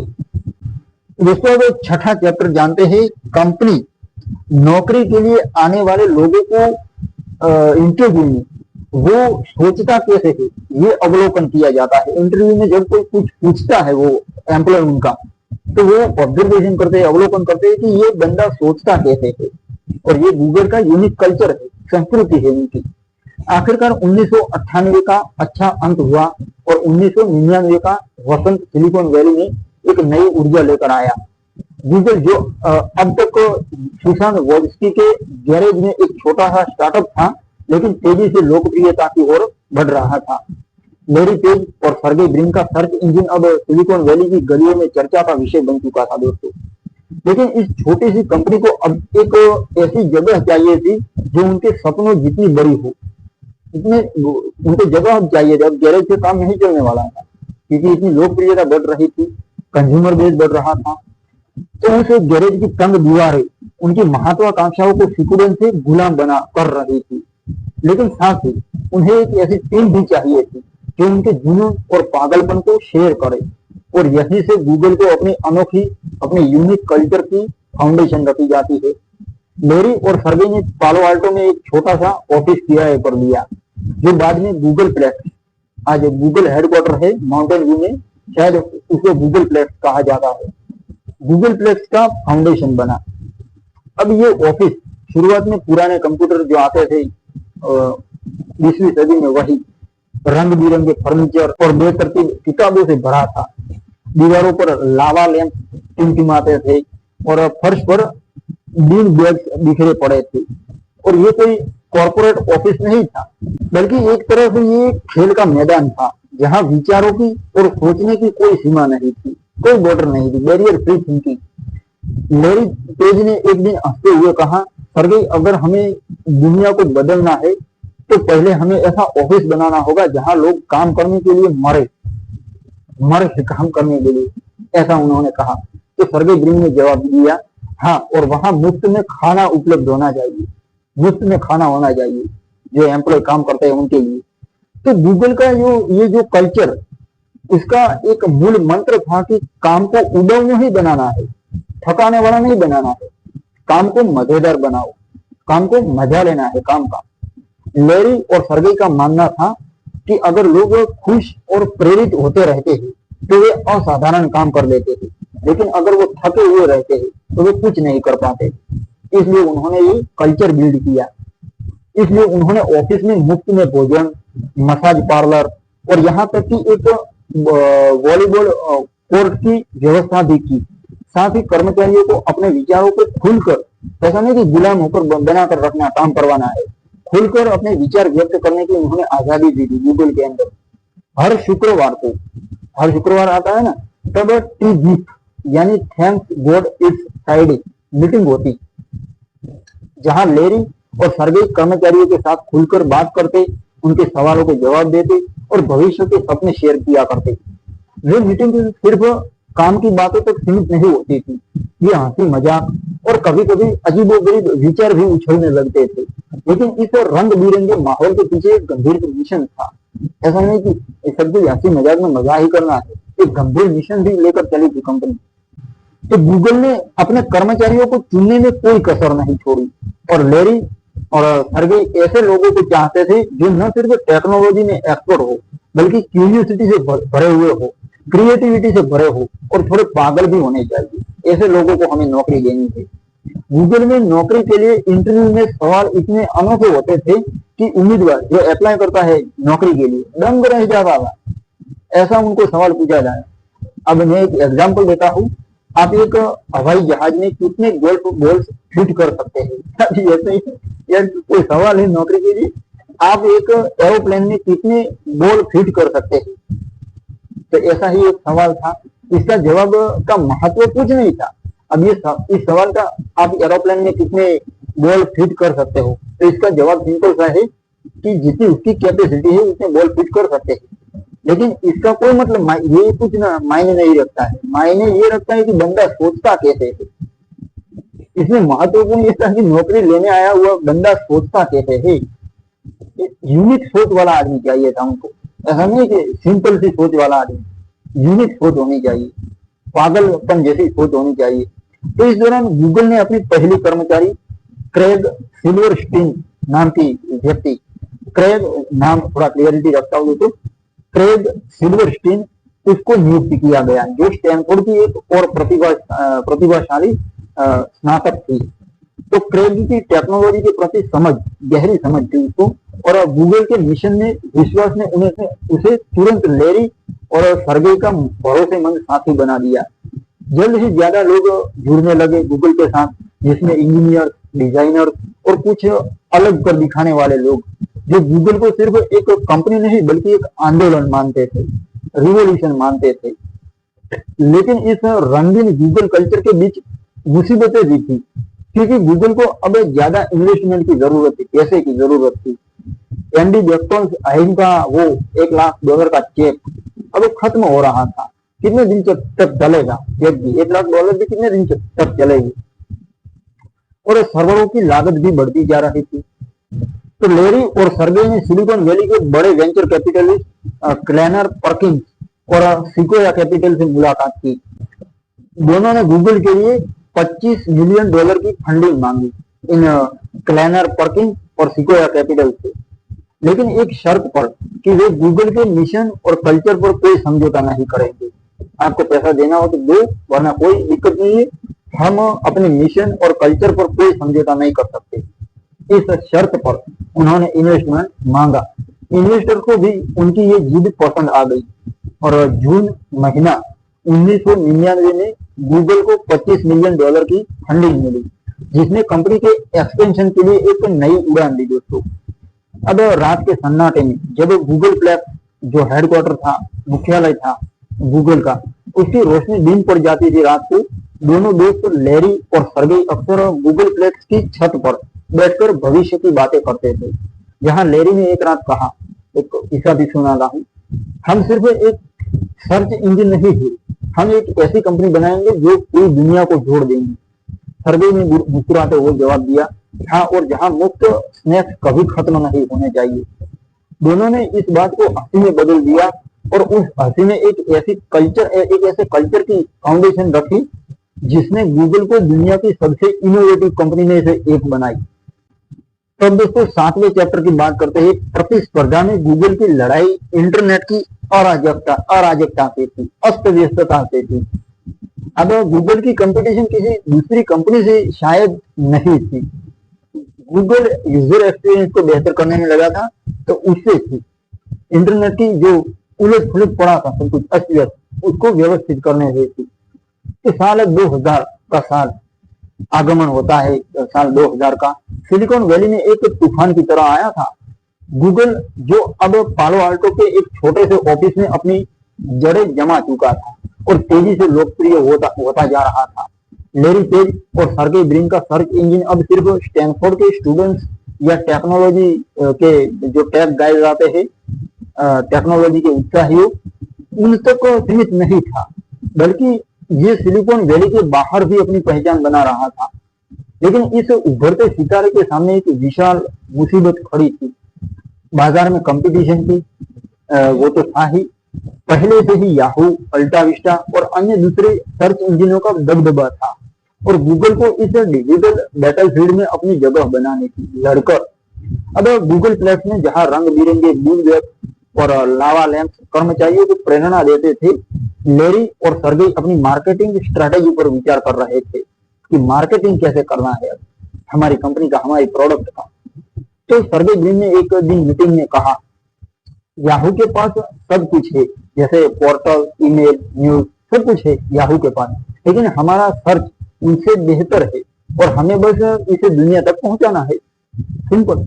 लेरी अपने विचारों में डूबा हुआ तो था उस दिन, तो उसने डूबा हुआ होते हुए भी जवाब दिया, हमें ऐसा कुछ करना होगा जो लोग अपने अनुभव को, एक्सपीरियंस को भूल ना सके। हमारा सर्च तेज, सटीक और सिंपल होगा।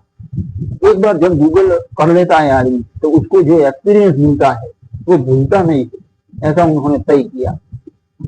इसमें कोई अव्यवस्था नहीं होगी, प्रश्न का सिर्फ जवाब मिलेगा। ये गूगल का काम होगा और यही मार्केटिंग स्ट्रेटेजी होगी। तो प्रतिस्पर्धा, कंपटीशन से लड़ने के लिए गूगल की सादगी ही उसका सबसे बड़ा हथियार था। जहां याहू और अन्य पोर्टल्स जो थे, सर्च इंजिन, अपनी होम पेज को, जो होम पेज आता है, वहां पर एडवर्टाइजमेंट, न्यूज की हेडलाइन और फीचर से भरे रहते थे, लेकिन गूगल का होम पेज एकदम साफ सुथरा था, नीट एंड क्लीन। और नीटनेस से ही तो परफेक्शन आता है ना। जितना साफ होगा, लेस इज मोर। चीजों को ऐड करने से खूबसूरती नहीं बढ़ती। जितना ज्यादा जिंदगी में या किसी भी चीज में जितना ज्यादा काम करते हो, उतनी खूबसूरती ज्यादा बढ़ती है दोस्तों। सफाई में खूबसूरती बढ़ती है। तो सिर्फ कंपनी का एक लोगो, एक सर्च बार और दो बटन, एक गूगल सर्च का और दूसरा आई एम फीलिंग लकी, ये दो बटन, एक गूगल सर्च, एक आई एम फीलिंग लकी, इसका बटन, ये दो बटन होने चाहिए। एक लोगो होना चाहिए, एक सर्च बार, ये चीजें होनी चाहिए। तो गूगल की ये सिंपलिसिटी यूजर को आकर्षित कर रही थी और लोग अब गूगल पर भरोसा करने लगे थे, क्योंकि ये उन्हें वही देता था जो वे चाहते थे, बिना किसी शोर शराबे के। लेकिन कंपटीशन भी सिर्फ टेक्नोलॉजी तक सीमित नहीं थी दोस्तों। याहू, जो उस समय इंटरनेट का बादशाह था, गूगल को एक छोटे से खिलाड़ी के रूप में देखता था। वो उस वर्ष साल 2000 में याहू ने गूगल को अपने सर्च इंजन के रूप में अपनाने का फैसला किया कि तुम हमें हमारे हो जाओ, हमारा सर्च इंजन बन जाओ। क्योंकि उनका अपना सर्च इंजन गूगल की तुलना में कमजोर था, इसलिए वो सर्च इंजन को, टेक्नोलॉजी को खरीदना चाहते थे। तो ये गूगल के लिए एक बड़ी विक्ट्री थी, लेकिन साथ ही एक जोखिम भी था, रिस्क भी था कि अगर याहू हमारा सर्च इंजन इस्तेमाल करेगा तो लोग गूगल को क्यों याद रखेंगे? गूगल तो गायब हो जाएगा, गूगल शब्द ही गायब, गूगल नाम ही गायब हो जाएगा। तो सर्गेई ब्रिन ने ये चिंता जताई। लैरी पेज ने जवाब दिया, क्योंकि हम सिर्फ एक सर्च इंजन नहीं है, हम एक ब्रांड है, और हम ब्रांड है तो हमें अपनी पहचान बनानी होगी। आखिरकार गूगल ने अपनी मार्केटिंग स्ट्रेटेजी पर काम शुरू किया। उन्होंने कोई बड़ा एडवर्टाइजमेंट अभियान नहीं चलाया और वैसे भी उनके पास इसके लिए पैसे भी नहीं थे। इसके बजाय उन्होंने वर्ड ऑफ माउथ, मुंह के शब्द, यही विज्ञापन, यही एडवर्टाइजमेंट इस स्ट्रेटेजी पर भरोसा किया उन्होंने। गूगल का सर्च इतना बेहतर था कि लोग इसे अपने दोस्तों, सहकर्मियों और परिवार वालों को अपने आप सुझाने लगे, अपने आप खुद रेकमेंड करने लगे, वकील की तरह, कि ये अच्छा है, ये अच्छा है। इस तरह उनके लोकप्रियता बढ़ने लगी, एडवर्टाइजमेंट मुफ्त में होने लगी कि यहाँ पर अच्छा एक्सपीरियंस मिलता है। तो सिलिकॉन वैली के कैफे से लेकर न्यूयॉर्क के कॉलेज कैंपस तक कोई प्रश्न हो तो इसे गूगल करो, इसे गूगल करो, ये एक आम वाक्य बन गया, बनने लगा उस वक्त। लेकिन मुसीबतें खत्म नहीं हुई थी। गूगल को अब दुनिया संभालने के लिए ज्यादा सर्वर, ज्यादा कर्मचारी और ज्यादा संसाधनों की जरूरत थी। तो उनकी फंडिंग तेजी से खत्म हो रही थी। जो उन्होंने सिक्वोया कैपिटल और उन्होंने वो 25 मिलियन उन्होंने लाए थे, वो खत्म हो रहे थे। और याहू के साथ साथ पार्टनरशिप से मिलने वाला पैसा पर्याप्त नहीं था। इसके अलावा अन्य सर्च इंजिन जैसे इनकटोमी, ये नाम तो मजाकिया लगेगा, इनकटोमी और लाइकोस भी प्रेरित होकर अपनी टेक्नोलॉजी को बेहतर करने में जुटे थे। अब गूगल को न सिर्फ टेक्नोलॉजी रूप से आगे रहना था, बल्कि यूजर के दिलों में भी जगह भी बनानी थी। और जब आदमी नीतिमत्ता और प्रामाणिकता के साथ काम करता है तो वो आदमी किसी के भी दिल में बस जाता है। तो सिंपल सा रूल है दोस्तों। एक रात गूगल प्लेक्स में देर रात तक काम करने के बाद लैरी और सर्गेई गूगल प्लेक्स की छत पर बैठे रात को निहार रहे थे। तब लैरी ने ऐसे ही पूछा कि लैरी ब्रो, क्या हम याहू को हरा सकते हैं? तो सर्गेई ब्रिन ने मुस्कुराते हुए जवाब दिया, हम याहू से नहीं लड़ रहे हैं लैरी, हम दुनिया की अराजकता और अस्त व्यस्तता से लड़ रहे हैं। हम हर सवाल का जवाब देंगे, चाहे वह कहीं से भी आए। उनकी सुनहरी बातों में एक आत्मविश्वास था। ऐसी ऐसी बातें ये लोग करते थे, विजन अपना था, काम कर रहे थे, जो गूगल प्लेक्स की दीवारों से निकलकर दुनिया के कोने कोने तक फैलने लगा था। गूगल अब सिर्फ एक कंपनी नहीं थी, ये धीरे से एक जन आंदोलन बन रहा था, क्योंकि ये word of mouth marketing strategy पर काम कर रहे थे। लेकिन इस तूफानी कंपटीशन में उन्हें एक ऐसी स्ट्रेटेजी चाहिए थी जो उन्हें न सिर्फ बनाए रखे बल्कि दुनिया का नेतृत्व करने की ओर ले जाए। ये स्ट्रेटेजी जल्द ही सामने आने वाली थी, एडवर्टाइजमेंट का जादू जो गूगल को हमेशा के लिए बदलने वाला था। अब शुरू करते हैं 8वां चैप्टर। गूगल ने एडवर्टाइजमेंट से इंटरनेट को कमाई का जरिया कैसे बना दिया। साल 2000 का अंत आया। गूगल के लिए एक महत्वपूर्ण मोड़ था, क्योंकि गूगल प्लेक्स में जहां रंग बिरंगे लावा लैंप्स और बीन बैग कर्मचारियों की क्रिएटिविटी को अपने आप बाहर लाते थे, लैरी पेज और सर्गेई ब्रिन एक नई मुसीबत से जूझ रहे थे।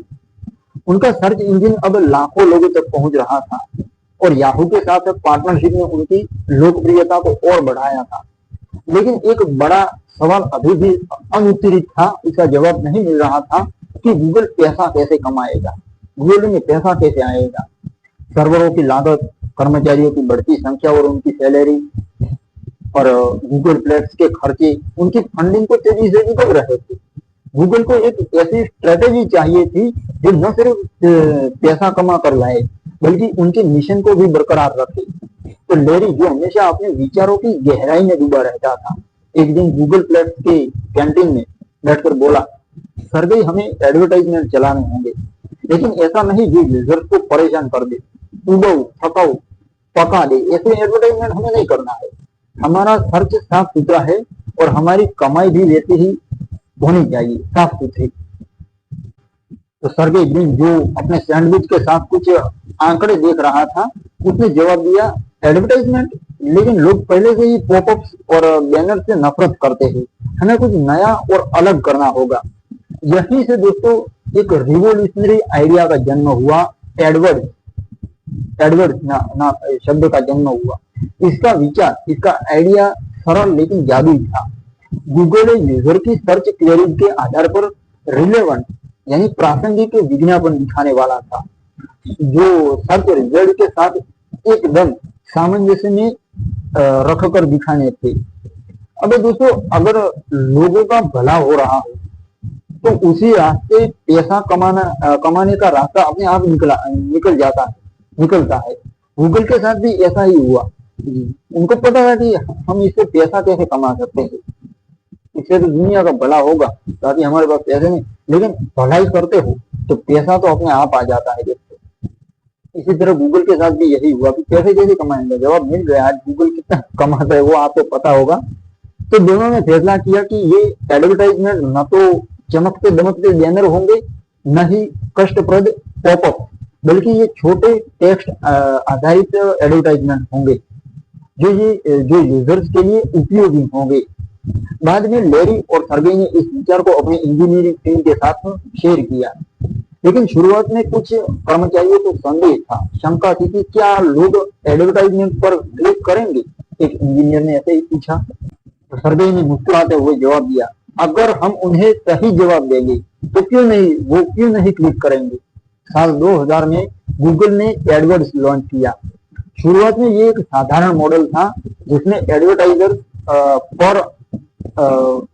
पर हजार यानी प्रति 1000 इंप्रेशन के हिसाब से पेमेंट करते थे, लेकिन ये मॉडल ज्यादा प्रभावी नहीं था। और बाद में साल 2002 में गूगल ने एडवर्ड्स को फिर से डिजाइन किया और पे पर क्लिक, क्लिक करने पर पैसा, उस मॉडल को अपनाया।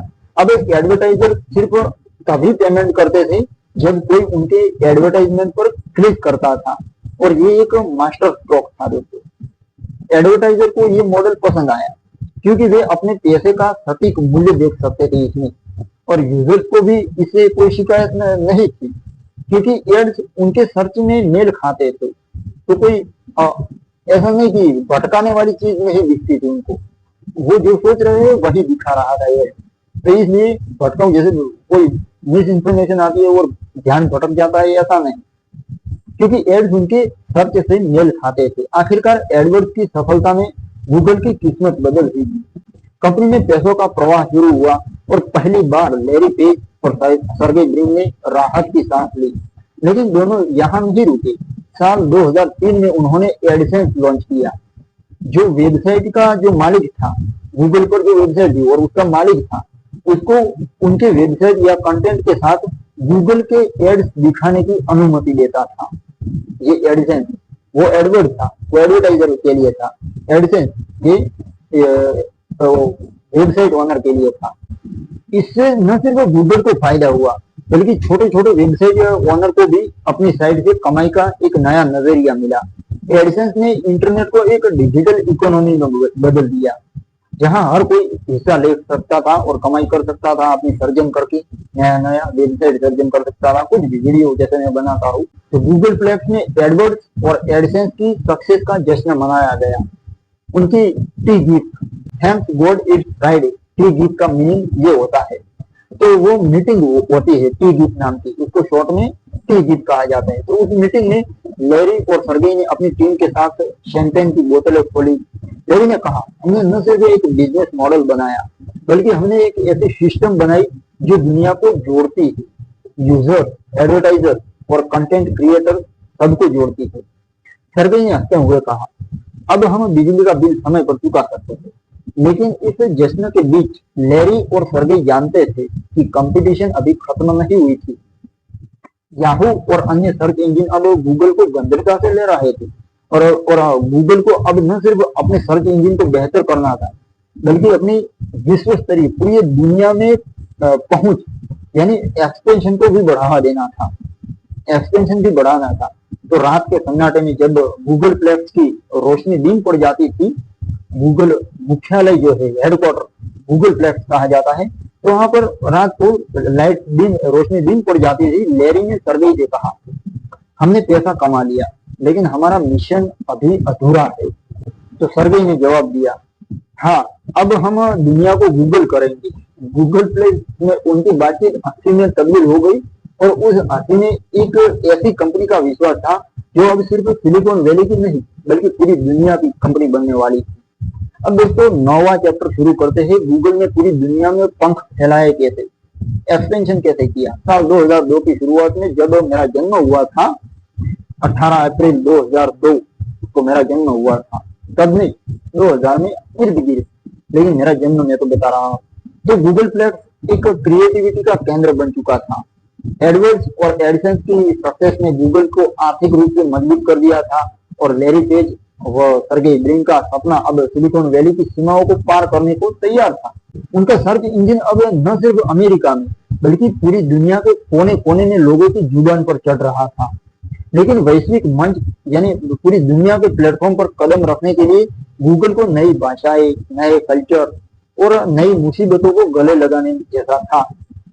ये वो समय था जब गूगल ने अपने पंख फैलाए यानी एक्सपेंशन शुरू किया, और दुनिया को गले लगाने की शुरुआत की, और दुनिया ने भी गूगल को गले लगाया। लैरी पेज जो हमेशा की तरह अपने विचारों में खोया रहता था, एक दिन गूगल प्लेक्स की कैंटीन में बैठा हुआ था और बोला, सर्गेई, अगर हम दुनिया की सारी जानकारी को व्यवस्थित करना चाहते हैं, तो हमें हर भाषा, हर देश तक पहुंचना होगा। और मैं भी दोस्तों ऐसा ही कुछ विजन लेकर चला हूँ। आई लुक जो मैं कहता हूँ, मैं चाहता हूँ कि पूरी दुनिया की जो बुक्स है, पूरी दुनिया में जितनी अवेलेबल है, वो सारी की सारी एक ही प्लेटफॉर्म पर आ जाए। वो तो है, गूगल प्ले पर है, लेकिन मैंने थोड़ा यूनिक सोचा है। वीडियो फॉर्मेट में होनी चाहिए, डॉक्यूमेंट्री फॉर्मेट में, और उसमें भी 3 ऑप्शन, ऑडियो ट्रैक भी सुनने को मिल जाए, वीडियो भी देखने को मिल जाए और टेक्स्ट भी पढ़ने को मिल जाए। तो इस तरह उन्होंने कहा कि हर भाषा और हर देश तक पहुंचना होगा। तो उसी ही कैंटीन में सर्गेई ब्रिन जो अपने लैपटॉप पर कुछ आंकड़े देख रहा था, उसने मुस्कुराते हुए जवाब दिया, हाँ लेकिन क्या हम फ्रेंच में गूगल को गूगल ही कहेंगे? उसने उसकी हंसी ने गंभीर माहौल को हल्का कर दिया। लेकिन सवाल दोस्तों गंभीर था। गूगल को वैश्विक यानी पूरी दुनिया का प्लेटफॉर्म बनने के लिए लोकालिटी को अपनाना था। उस दौरान 2001 में गूगल ने अपनी वेबसाइट को कई भाषाओं में उपलब्ध कराना शुरू किया। जर्मन, फ्रेंच, स्पेनिश और यहाँ तक कि जापानी और चीनी जैसी भाषाएं गूगल के इंटरफेस में शामिल होने लगी। लेकिन ये सिर्फ ट्रांसलेशन अनुवाद की बात नहीं थी। गूगल को हर देश की सांस्कृतिक यानी कल्चरल गहराइयों को भी समझना था, क्योंकि वो जरूरी था। एग्जाम्पल के लिए जापान में यूजर्स सादगी और स्पीड को महत्व देते थे, जबकि यूरोप में प्राइवेसी और डेटा सिक्योरिटी बड़े मुद्दे थे। तो गूगल ने हर बाजार के लिए अपनी सर्विसेज को एडजस्ट किया, लेकिन अपने मूल मंत्र सिंप्लिसिटी और सटीकता को कभी नहीं छोड़ा। और वैश्विक विस्तार के लिए गूगल ने दुनिया भर में ऑफिस खोलने शुरू किए। लंदन, टोक्यो, सिडनी, ऑस्ट्रेलिया, वहां पर छोटे छोटे ऑफिस इंस्टॉल किए, जहां लोकल इंजीनियर्स और मार्केटिंग टीम गूगल की सर्विस को उस देश की जरूरतों के अनुरूप ढालती थी। अब इन ऑफिसों में भी गूगल प्लेक्स की रंग बिरंगी कल्चर वो उनका झलक था, वो झलक दिखती थी, जिसमें लावा लैंप्स, बीन बेड और मुफ्त का स्नैक, शायद कोई खाना आता होगा, स्नैक सांप जैसा खाना आता होगा, पता नहीं मुझे। मुफ्त स्नैक गूगल का सर्च करना तो आप भी पता चलेगा, जनरल नॉलेज के लिए मुझे पता नहीं है दोस्तों, आई एम सॉरी। लेकिन हर ऑफिस में लोकल टेस्ट भी था, मतलब लोकल स्वाद भी था खाने में। टोक्यो में सुशी बार और लंदन में टी रूम। सर्गेई ने एक बार मजाक में कहा, हमारी कंपनी अब डिजिटल यूनाइटेड नेशन बन रही है। जैसे यूनाइटेड नेशन एक पावरफुल संगठन है, तो इस तरह हमारी कंपनी भी एक यूनाइटेड नेशन बन रही है। लेकिन विश्व स्तरीय एक्सपेंशन, पूरी दुनिया में एक्सपेंशन करना आसान नहीं था दोस्तों, बच्चों का खेल नहीं था। कुछ देशों में गूगल को उनके लोकल सर्च इंजिनों से कई टक्कर मिली, जैसे चीन में बाइडू आज भी है, गूगल वहां पर नहीं चलता, और रूस में यांडेक्स, YANDEX, वाइंडेक्स, इस तरह के कंपटीटर्स पहले से ही इंस्टॉल थे, मौजूद थे दुश्मन उनके लिए। तो इसके अलावा कुछ सरकारों ने गूगल पर सेंसरशिप और डेटा प्राइवेसी को लेकर सवाल उठाए। अब लेरी और सर्गेई ने इन मुसीबतों का सामना करने के लिए एक सिद्धांत अपनाया। वो कौन सा सिद्धांत था पता है? डू नो एविल, यानी बुराई मत करो, किसी की बुराई मत करो। उनका मानना था कि गूगल की नैतिकता और पारदर्शिता के साथ काम करना चाहिए गूगल। भले ही इसका मतलब कुछ बाजारों में समझौता करना हो, समझौता भले ही करना पड़े, लेकिन हमें नैतिकता और पारदर्शिता के साथ काम करना है।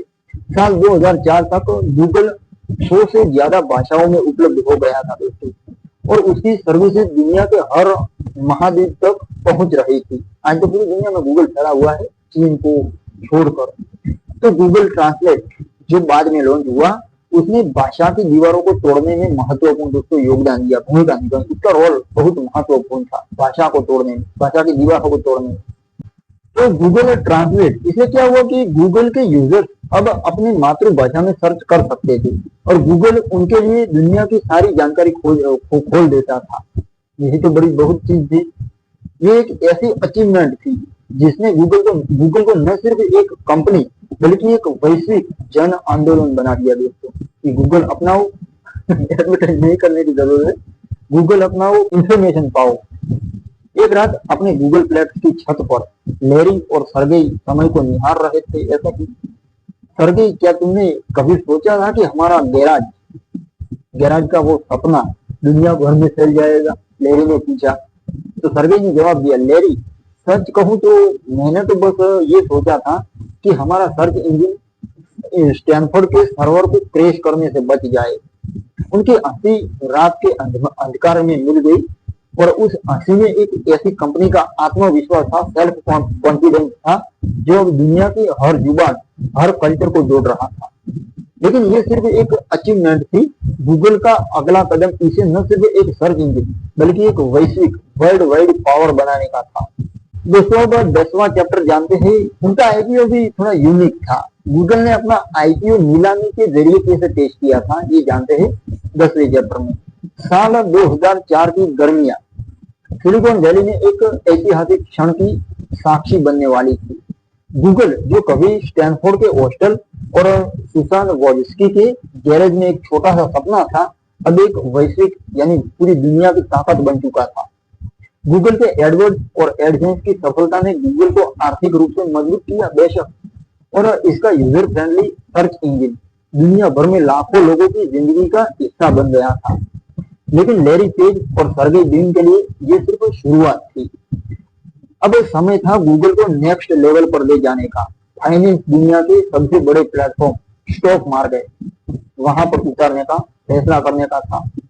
तो गूगल प्लेक्स में जहां रंग बिरंगे लावा लैंप्स और गुप्त कर्मचारियों को प्रेरणा देते थे, अब वातावरण में थोड़ा बदलाव उस दिन था। तो लैरी और सर्गेई ने अपने इन्वेस्टर्स और कर्मचारियों के साथ मिलकर एक साहसिक फैसला लिया कि गूगल को पब्लिक कंपनी बनाया जाएगा। ये एक ऐसा कदम था जो न सिर्फ गूगल को अरबों डॉलर की कैपिटल पैसे दे सकता था, बल्कि उसे दुनिया की नजर में भी ला सकता था। लेकिन ये रास्ता भी आसान नहीं था। सिलिकॉन वैली में .com बबल के टूटने की यादें अभी ताजा थी और इन्वेस्टर इससे सतर्क थे, बिल्कुल सावधान थे। तो गूगल प्लेक्स की छत पर जहां दोनों अफसर और भविष्य की योजनाएं बनाते थे, लैरी ने एक दिन सर्गेई से पूछा, हमें इसे अपने तरीके से करना होगा। हम कोई साधारण कंपनी नहीं थी, इसलिए हमारा आईपीओ भी साधारण नहीं होगा। आईपीओ मतलब initial public offering, stock market में लिस्टेड करवाते हैं कंपनी, उसको आईपीओ कहा जाता है। दोस्तों सर्गेई ब्रिन जो अपने चंचल अंदाज में एक बास्केटबॉल उछाल रहा था, उसने जवाब दिया, हाँ लेकिन हमें ये सुनिश्चित करना होगा कि हमें अपने मिशन से समझौता ना करे कोई, क्योंकि गूगल डू नो एविल, किसी का बुरा मत करो, इसका सिंबल है गूगल। आखिरकार दोनों ने मिलकर एक अनोखा दृष्टिकोण अपनाया। गूगल का आईपीओ पारंपरिक वॉल स्ट्रीट मॉडल से अलग रखा गया। गूगल ने अपने आईपीओ को डच ऑक्शन यानी जो नीलामी वाला तरीका होता है उससे उस पद्धति से लॉन्च करने का फैसला किया, जिसमें शेयर की प्राइस इन्वेस्टर्स की बोली के आधार पर तय होती थी, यानी एक प्रकार की नीलामी। उस दिन शेयर की प्राइस तय करके वो लोग उन्होंने स्टॉक मार्केट में कदम नहीं रखा, बोली के आधार पर शेयर की प्राइस तय हुई उनकी।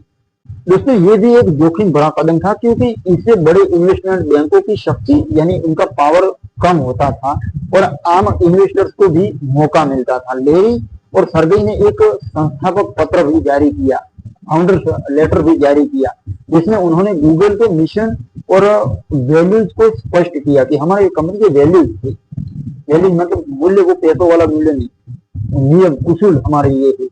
उन्होंने लिखा, हमारा लक्ष्य पैसे कमाना नहीं है, बल्कि दुनिया को बेहतर बनाना है। ये पत्र, ये लेटर सिलिकॉन वैली और वॉल स्ट्रीट में चर्चा का विषय बन जाता है। अब जब उन्होंने लेटर शेयर किया, पब्लिश किया, तो कुछ ने इसे आदर्शवादी माना, तो कुछ ने इसे क्रांतिकारी माना। 19 अगस्त 2004 को गूगल नैस्डैक पर लिस्टेड हुआ और इसकी शुरुआती कीमत $85 पर शेयर थी, जिसमें पहले दिन ही शेयर की कीमत आसमान छूने लगी। गूगल का मार्केट कैपिटल $23 बिलियन तक पहुंच गया और लैरी सर्गेई के साथ उनके शुरुआती इन्वेस्टर भी रातों रात अरबपति बन गए। शायद वो एंडी भी बन गया होगा। तो गूगल प्लेक्स में उस दिन जश्न का माहौल था। कर्मचारियों ने शैंपेन की बोतलें खोली और उस दिन थैंक्स गॉड इट्स फ्राइडे उनकी मीटिंग होती है ना, उसमें हंसी मजाक की गूंज थी। लेकिन लैरी और सर्गेई के लिए ये जश्न सिर्फ एक पड़ाव था, एक माइलस्टोन था, आगे अभी रास्ता बाकी था। आईपीओ की सफलता जिसने गूगल को एक नई आर्थिक यानी इकोनॉमिक पावर दी और अब उनके पास पैसे थे जिससे वे नए प्रोडक्ट डेवलप कर सकते थे और दुनिया भर में अपने ऑफिस का एक्सपेंशन कर सकते थे। लेकिन इस सफलता के साथ नई जिम्मेवारियां भी आई, क्योंकि अब गूगल एक पब्लिक कंपनी थी और उसे इन्वेस्टर, शेयर होल्डर और दुनिया की नजरों का सामना करना था। शायद कोई नजर न लग जाए, तो जिम्मेवारी है उनके पास। तब जब उन्होंने आईपीओ रखा, पब्लिश किया, याहू और अन्य कंपटीटर्स अब गूगल को अधिक गंभीरता से ले रहे थे और बाजार में कंपटीशन तेज हो रही थी। रात के सन्नाटे में जब गूगल प्लेक्स की रोशनी डीम पड़ जाती थी, तब लेरी और सर्गेई हमेशा की तरह एक बार फिर छत पर बैठकर भविष्य की बात कर रहे थे। तो लेरी ने कहा, अब हम दुनिया की नजरों में है, लेकिन हमारा मिशन वही है कि दुनिया की सारी जानकारी को व्यवस्थित करना। तो सर्गेई ने मुस्कुराते हुए जवाब दिया, हाँ, और अब हमारे पास इसके लिए थोड़ा ज्यादा पैसा है। उनकी हंसी रात के आकाश में बिखर गई दोस्तों, और उस हंसी में एक ऐसी कंपनी का आत्मविश्वास था जो अब न सिर्फ सिलिकॉन वैली बल्कि पूरी दुनिया पर राज करने के लिए तैयार थी। अब दोस्तों 11वां चैप्टर शुरू करते हैं, गूगल के दूसरे प्रोडक्ट इनोवेशन की शुरुआत। 11वें चैप्टर का मैंने नाम दिया है 2004 के बाद गूगल प्लेक्स एक क्रिएटिविटी वातावरण का केंद्र बन चुका था। तो 19 अगस्त 2004 को गूगल का आईपीओ न सिर्फ फाइनेंस की सफलता लेकर आया, बल्कि कंपनी को एक नई पैसों की ताकत भी दी। लेरी पेज और सर्गेई ब्रिन अब सिर्फ एक सर्च इंजन के मालिक नहीं थे, एक विश्व स्तरीय शक्ति, पूरी वर्ल्ड वाइड पावर की संचालक भी थे। लेकिन उनके लिए ये सिर्फ शुरुआत थी, और गूगल प्लेक्स की रंग बिरंगी दीवारें, बिन बैग्स के बीच एक नई लहर उठ रही थी, इनोवेशन की लहर। गूगल अब सर्च से आगे बढ़कर दुनिया को बदलने वाले प्रोडक्ट की ओर कदम बढ़ा रहा था। लेरी पेज, जो हमेशा भविष्य की सोचता था, और उसने एक दिन गूगल प्लेक्स की कैंटीन में अपनी टीम से कहा, हमारा मिशन दुनिया की जानकारी को व्यवस्थित करना तो है, लेकिन इसका मतलब सिर्फ सर्च नहीं, हमें लोगों की जिंदगी को आसान बनाना होगा, हर जगह, हर तरह से संभव हो सके उस तरह से। सर्गेई ब्रिन, जो अपने लैपटॉप पर कुछ नए विचार स्केच कर रहा था, तो उसने हंसते हुए कहा, हाँ, और शायद हमें कुछ ऐसा बनाना चाहिए जो लोगों को सर्च करने से पहले ही जवाब दे दे। उनकी इस हल्की फुल्की बातचीत में गूगल ने अगले युग की फाउंडेशन रखी। साल 2005 आया। गूगल ने एक के बाद एक रिवॉल्यूशनरी प्रोडक्ट लॉन्च किए। सबसे पहले आया गूगल मैप्स, जो न सिर्फ नक्शे दिखाता था, बल्कि दिशाएं, डायरेक्शन, सड़कों की कंडीशन और यहाँ तक कि लोकल बिजनेस की जानकारी भी देता था। जब गूगल मैप्स लॉन्च हुआ तो यूजर्स आश्चर्यचकित रह गए और एक क्लिक से भी दुनिया के किसी भी कोने की सैर कर सकते थे। सर्गेई ब्रिन ने एक गिफ्ट, उनकी थैंक्स गॉड इट्स फ्राइडे, जो उनकी मीटिंग होती है शुक्रवार को, तो उस मीटिंग में कहा, हमने दुनिया को एक डिजिटल ग्लोब में बदल दिया है। फिर जल्द ही गूगल अर्थ ने इस एक्सपीरियंस को और भी रोमांटिक बना दिया, जिससे लोग अंतरिक्ष से पृथ्वी को निहार सकते थे। उसी साल गूगल ने अपना जीमेल लॉन्च किया।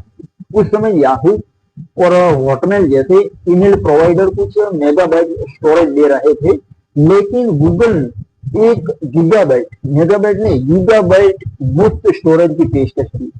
एक ऐसी पेशकश जिसने कंपटीटर्स को हल्का बक्का कर दिया। तो जीमेल, गूगल मेल, उसका तेज सर्च बेस्ड इंटरफेस और अनलिमिटेड स्टोरेज ने इसे तुरंत लोकप्रिय बना दिया, और गूगल प्लेक्स में कर्मचारी इसे ईमेल की रिवॉल्यूशन कहने लगे। लेरी ने हंसते हुए कहा, अब लोग अपने सारे ईमेल रख सकते हैं और यहाँ तक कि अपनी दादी की रेसिपी भी रख सकते हैं। लेकिन गूगल की सबसे साहसिक चाल कदम 2006 में आई, जब उन्होंने यूट्यूब को, जिस पर मैं वीडियो अपलोड करता हूँ, उसको $1.65 बिलियन में खरीद लिया। और मैं यूट्यूब वाले वीडियो में बता चुका हूँ। तो उस समय यूट्यूब एक उभरता हुआ वीडियो शेयरिंग प्लेटफॉर्म था, तो जो तेजी से लोकप्रिय हो रहा था। कई इन्वेस्टर्स ने इस एक्विजिशन को जोखिम भरा माना, लेकिन लेरी और सर्गेई ने इसे भविष्य, इसके अंदर भविष्य देखा। सर्गेई ने एक मीटिंग में कहा, लोग अब सिर्फ पढ़ना नहीं चाहते, वे वीडियो भी देखना चाहते और शेयर भी करना चाहते हैं। यूट्यूब ने गूगल को वीडियो की दुनिया में ले जाकर उसकी जो पहुंच थी, लोगों तक रीच थी, उसको एक्सटेंड किया। इन इनोवेशन के पीछे गूगल की 20% टाइम, ये क्या होता है, ये पॉलिसी है उनकी 20% टाइम, जिसमें कर्मचारियों को अपने नियमित काम के अलावा 20% टाइम अपने जुनूनी प्रोजेक्ट, जो अपनी इच्छा है, जो आपकी क्रिएटिविटी है, उस पर काम करने की आजादी थी। 20% टाइम इसमें बिताना है, अपने अपने पर बिताना है, अपनी क्रिएटिविटी पर, ताकि कर्मचारी नए नए इनोवेशन लेकर आए कंपनी में। इसलिए उन्होंने 20% टाइम की पॉलिसी, उन्होंने नीति लॉन्च की। तो जीमेल और गूगल न्यूज जैसे कई प्रोडक्ट इसी 20% टाइम की जो उनकी पॉलिसी की देन थे। अब गूगल प्लेक्स में हर कोने में विचार जन्म ले रहे थे, और कभी किसी इंजीनियर की टेबल पर, तो कभी कैंटीन में कॉफी के प्याले के साथ। लेकिन इनोवेशन की इस लहर के साथ मुसीबतें भी थी, जिसमें गूगल की तेजी से बढ़ती लोकप्रियता ने कंपटीटर्स को सतर्क कर दिया था, सावधान कर दिया था। माइक्रोसॉफ्ट, जो उस समय टेक्नोलॉजी दुनिया का जायंट था, राक्षस था, उसने अपने सर्च इंजन को बेहतर करने की कोशिश शुरू कर दी। साथ ही गूगल की बढ़ती ताकत ने नियामकों और आलोचकों का ध्यान भी खींचा, जिसने कंपनी पर मोनोपोली, एकाधिकार, अपना ही एक ही आदमी का अधिकार, उसको मोनोपोली कहा जाता है। और अब प्राइवेसी के सवाल उठाने लगे। एक रात तो गूगल प्लेक्स की छत पर लैरी और सर्गेई रात निहार रहे थे। लैरी ने कहा, हमने दुनिया को नक्शे दिए, ईमेल दिए और अब वीडियो भी दिए, लेकिन क्या हम रुक सकते हैं? सर्गेई ने जवाब दिया, रुकना लैरी, हम तो अभी शुरू हुए थे और अगला कदम दुनिया को और करीब जाना है। गूगल अब हर क्षेत्र में इनोवेशन की लहर पैदा करने लगी थी। और इनोवेशन तब आते हैं जब यंगस्टर्स के अंदर नॉलेज होता है और वही मैं काम कर रहा हूँ। ये इन कंपनियों की कथाएं सुना सुना कर मेरे देश के युवाओं को अपने पैरों पर खड़े होने के लिए तैयार कर रहा हूँ। और दोस्तों, मेरे साथ जुड़ो और इन सारी स्ट्रेटेजी, इन तरीकों को, इन विचारों को अपनाओ और करना शुरू करो। नए आइडियाज पर अप्लाई करो और उसको उस पर काम शुरू करो, अपना करियर बनाओ। अब 12वें चैप्टर में दोस्तों जानते हैं यूजर डेटा की प्राइवेसी का खतरा और आलोचनाओं का सामना।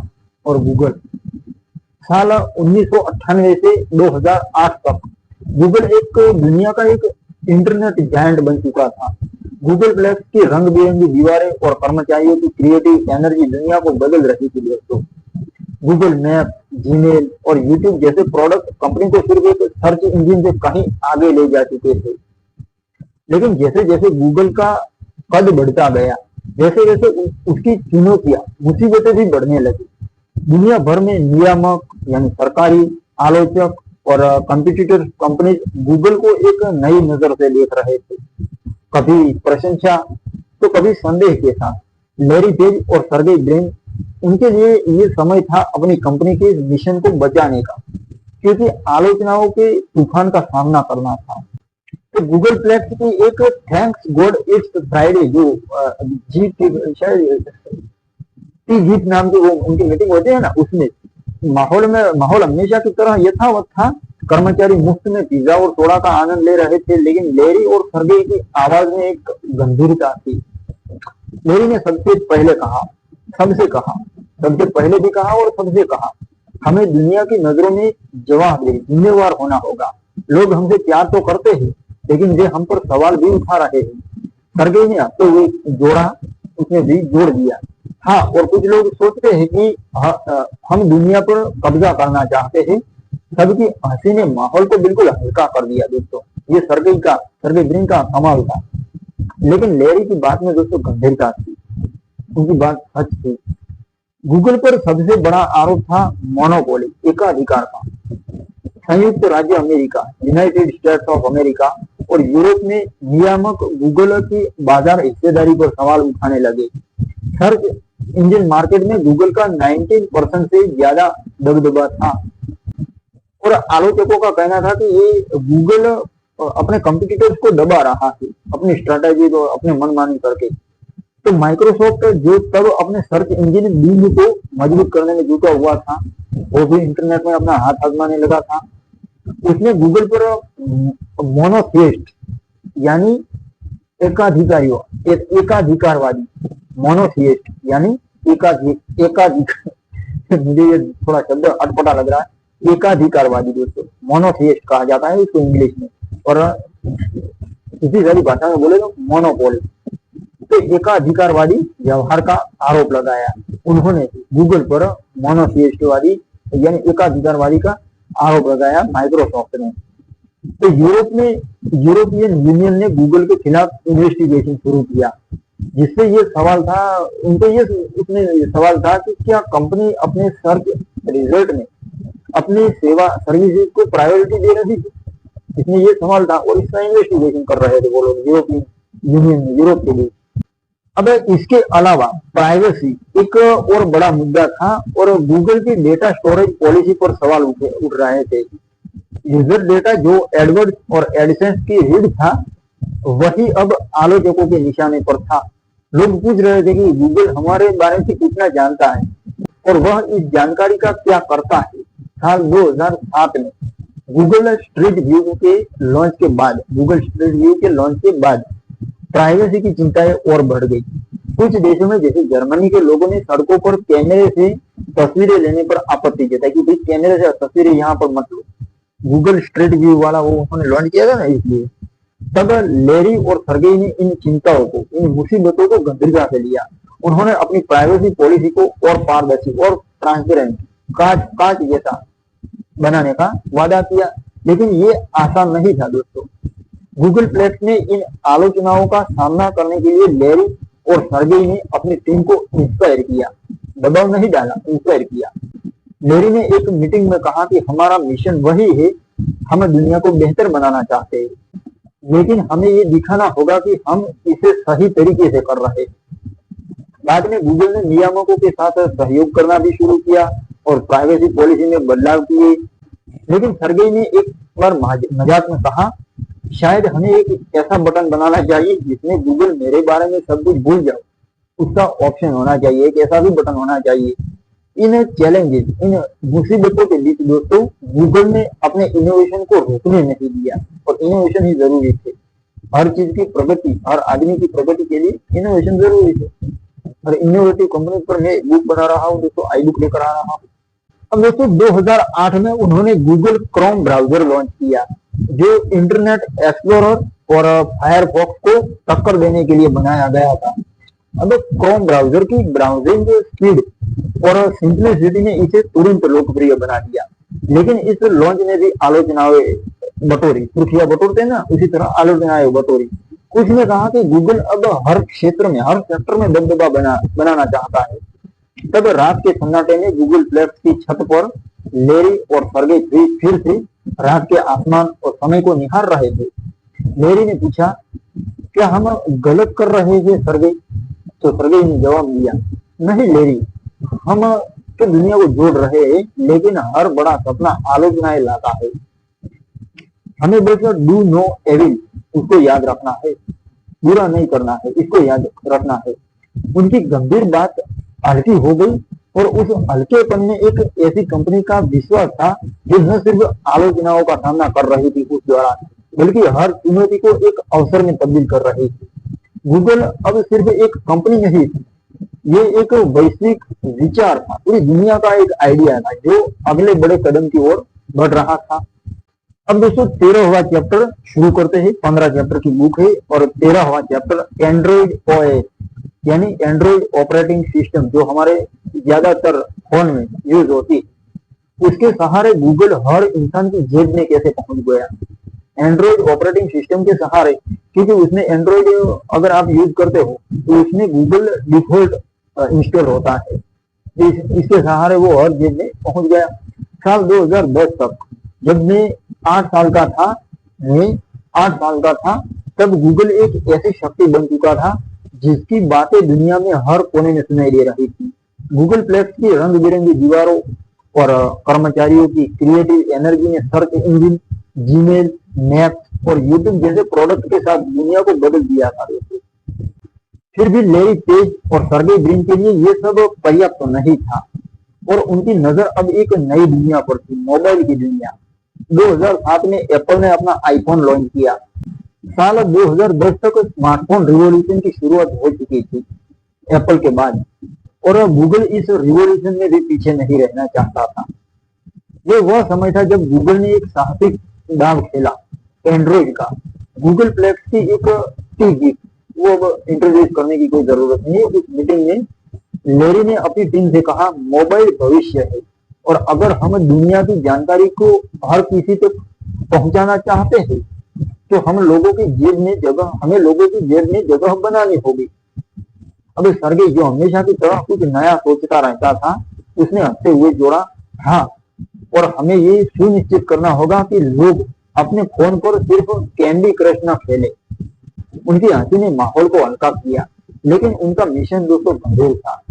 हर एक आदमी की जेब में गूगल को पहुंचाना था। उनका वो गंभीर मिशन था मोबाइल की दुनिया में गूगल को एक नया आयाम देना। साल 2005 में गूगल ने एक छोटी सी कंपनी एंड्रॉइड इंक करके थी, उसको $50 मिलियन में, यानी $500 बिलियन में खरीद लिया था। उस समय एंड्रॉइड एक छोटा सा ऑपरेटिंग सिस्टम था, कंप्यूटर और हार्डवेयर ऑपरेटिंग सिस्टम, जिसे एंडी रूबिन और उनकी टीम ने बनाया था। जो कुछ भी हो, एंड्रॉइड के बारे में किसी और दिन आई बुक लेकर आऊंगा। तो गूगल ने इसे एक ओपन सोर्स प्लेटफॉर्म में बदला और इसे कोई भी स्मार्टफोन निर्माता, कोई भी वीवो, ओप्पो, वन प्लस, कोई भी हो, मुफ्त में इस्तेमाल कर सकता था। और इसका मुफ्त का उनको बेनिफिट वो मिला कि उनकी एंड्रॉइड सिस्टम में गूगल डिफॉल्ट इंस्टॉल्ड होता है, इसलिए वो लोग हर एंड्रॉइड यूजर की जेब में पहुंच गए।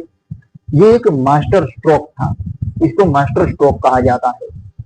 जहां एप्पल का आईफोन अपने प्रीमियम हार्डवेयर और आइसोलेटेड इकोसिस्टम के साथ बाजार में राज कर रहा था, वही गूगल ने एंड्रॉइड ऑपरेटिंग सिस्टम को हर बजट और हर बाजार के लिए सुलभ बना दिया, फ्री बना दिया। सैमसंग, HTC और यहाँ तक कि छोटे छोटे निर्माताओं ने एंड्रॉइड को अपनाया और जल्द ही ये दुनिया का सबसे लोकप्रिय मोबाइल ऑपरेटिंग सिस्टम बन गया। साल 2008 में लॉन्च होने वाले पहले एंड्रॉइड फोन HTC ड्रीम नाम का एंड्रॉइड वाला फोन लॉन्च हुआ था 2008 में, जिसने दुनिया को दिखाया कि गूगल सिर्फ सर्च इंजन नहीं है। एंड्रॉइड ऑपरेटिंग सिस्टम ने गूगल की सर्विसेज, सर्च, मैप्स और जीमेल को मोबाइल डिवाइसेज में इंटीग्रेट कर दिया। मैंने कहा ना, डिफॉल्ट के रूप में आते हैं, उसी तरह इंटीग्रेट कर दिया। यूजर्स अब कहीं भी कभी भी गूगल का इस्तेमाल कर सकते थे और गूगल के दूसरे प्रोडक्ट का भी इस्तेमाल कर सकते थे। आजकल तो गूगल के हर प्रोडक्ट का इस्तेमाल करने के लिए गूगल अकाउंट ही बनाना पड़ता है। जैसे एप्पल आईडी बनाते हैं उसी तरह गूगल आईडी बनाते हैं। तो यहाँ पर सर्गेई ब्रिन ने एक बार मजाक में कहा, अब लोग बाथरूम में भी गूगल कर सकते हैं। लेकिन इस मजाक के पीछे एक गहरी सच्चाई भी थी कि गूगल तब तक लोगों की रोजमर्रा की जिंदगी का हिस्सा बन चुका था। एंड्रॉइड की सफलता ने गूगल को मोबाइल की दुनिया में एक जायंट कंपनी बना दिया, लेकिन ये सिर्फ शुरुआत थी। 2011 आया और गूगल ने मोटोरोला मोबिलिटी को $12.5 बिलियन में खरीद लिया ताकि वह हार्डवेयर और सॉफ्टवेयर को बेहतर ढंग से इंटीग्रेट कर सके। इसके बावजूद मोटोरोला का एक्विजिशन बाद में उतना सफल नहीं रहा, लेकिन इसने गूगल को मोबाइल टेक्नोलॉजी में गहरी समझ भी दी, थोड़ा एक्सपीरियंस भी दिया मोबाइल टेक्नोलॉजी में। साथ ही गूगल प्ले स्टोर, जिसने डेवलपर्स को एक ऐसा प्लेटफॉर्म दिया जहां वे अपने एप्स या गेम्स को दुनिया भर में बेच सकते थे। लेकिन इस तेजी से बढ़ते गूगल के एम्पायर, गूगल के साम्राज्य के साथ नई मुसीबतें भी थी। अब एप्पल जैसी कंपनी के साथ कंपटीशन और तीखी हो गई और गूगल का पेटेंट को वॉर का सामना करना पड़ा। वो पेटेंट इसलिए होता है ताकि कोई प्रॉपर्टी को कॉपी न कर पाए।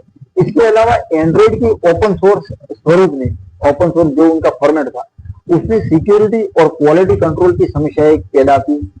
कुछ देशों में जैसे चाइना, गूगल की सेवाएं सेंसरशिप की वजह से उपलब्ध नहीं थी। वहां पर चाइना में आज भी गूगल नहीं है। फिर भी लेरी और सर्गेई ने हार नहीं मानी और उन्होंने अपनी डू नो एविल, यानी किसी का बुरा नहीं करना है, इस नीति को बनाए रखते हुए हर मुसीबत का सामना किया।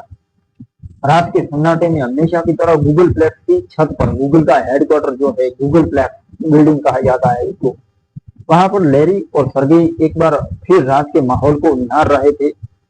तब लेरी ने कहा, एंड्रॉइड ने हमें हर जेब में पहुंचा दिया, हमारे गूगल को, लेकिन क्या हम और बड़ा सोच सकते हैं? सर्गेई ने जवाब दिया, लेरी, हम तो हमेशा बड़ा सोचते हैं और अब समय है भविष्य को छूने का, यानी आर्टिफिशियल इंटेलिजेंस, रोबोट और शायद अंतरिक्ष भी।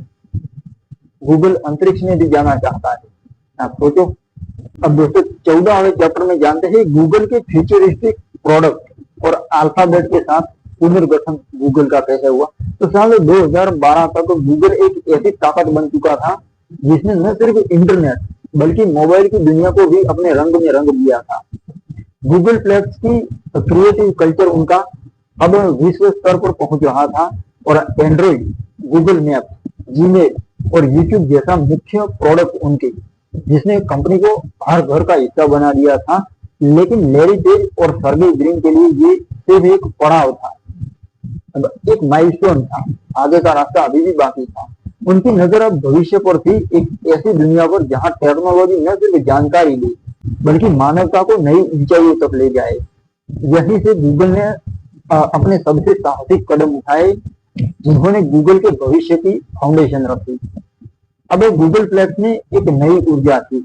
लैरी, जो अब गूगल के सीईओ थे, उन्होंने एक टी उनकी मीटिंग आती है शुक्रवार को, तो उसमें अपनी टीम से कहा, हमें सिर्फ आज के सवालों के जवाब नहीं देने थे, हमें कल के सवालों के जवाब के लिए भी तैयार होना होगा, गूगल को तैयार करना होगा। सर्गेई, जो हमेशा की तरह कुछ अनोखा सोचता रहता था, उसने हंसते हुए जोड़ा, हाँ, और शायद हमें कुछ ऐसा बनाना चाहिए जो अंतरिक्ष के सवालों के जवाब दे सके। सर्गेई के उस वाक्य और उनकी सबकी हंसी ने माहौल को हल्का कर दिया, लेकिन उनके शब्दों में एक गहरी सच्चाई भी थी। गूगल अब सिर्फ एक टेक कंपनी नहीं थी, एक ऐसी प्रयोगशाला थी जो भविष्य को आकार दे रही थी। इसी दृष्टिकोण के साथ गूगल ने गूगल एक्स, वो एक्स नहीं जो आज हम ट्विटर को यूज करते हैं ना, उसका नाम भी एलन मस्क ने एक्स कर लिया है। तो ये गूगल का एक्स जो बाद में एक्स बन गया, उसकी स्थापना की दृष्टिकोण के साथ एक सीक्रेट प्रयोगशाला।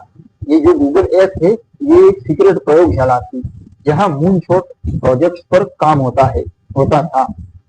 ये ऐसे प्रोजेक्ट्स थे जो असंभव लगते थे, लेकिन अगर सफल होते तो दुनिया को बदल सकते थे। गूगल एक्स में सेल्फ ड्राइविंग कार्स, बाद में वायमो, गूगल ग्लास और प्रोजेक्ट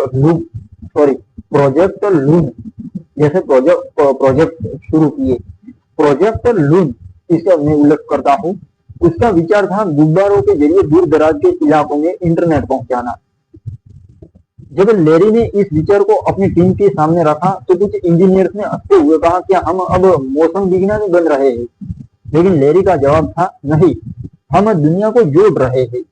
एक गुब्बारा, एक समय। साथ ही गूगल ने आर्टिफिशियल इंटेलिजेंस में भारी इन्वेस्टमेंट शुरू किया। साल 2014 में गूगल ने डीप माइंड नाम की एक कंपनी, एआई रिसर्च कंपनी थी, जिसको 500 मिलियन यानी $5 बिलियन में खरीद लिया।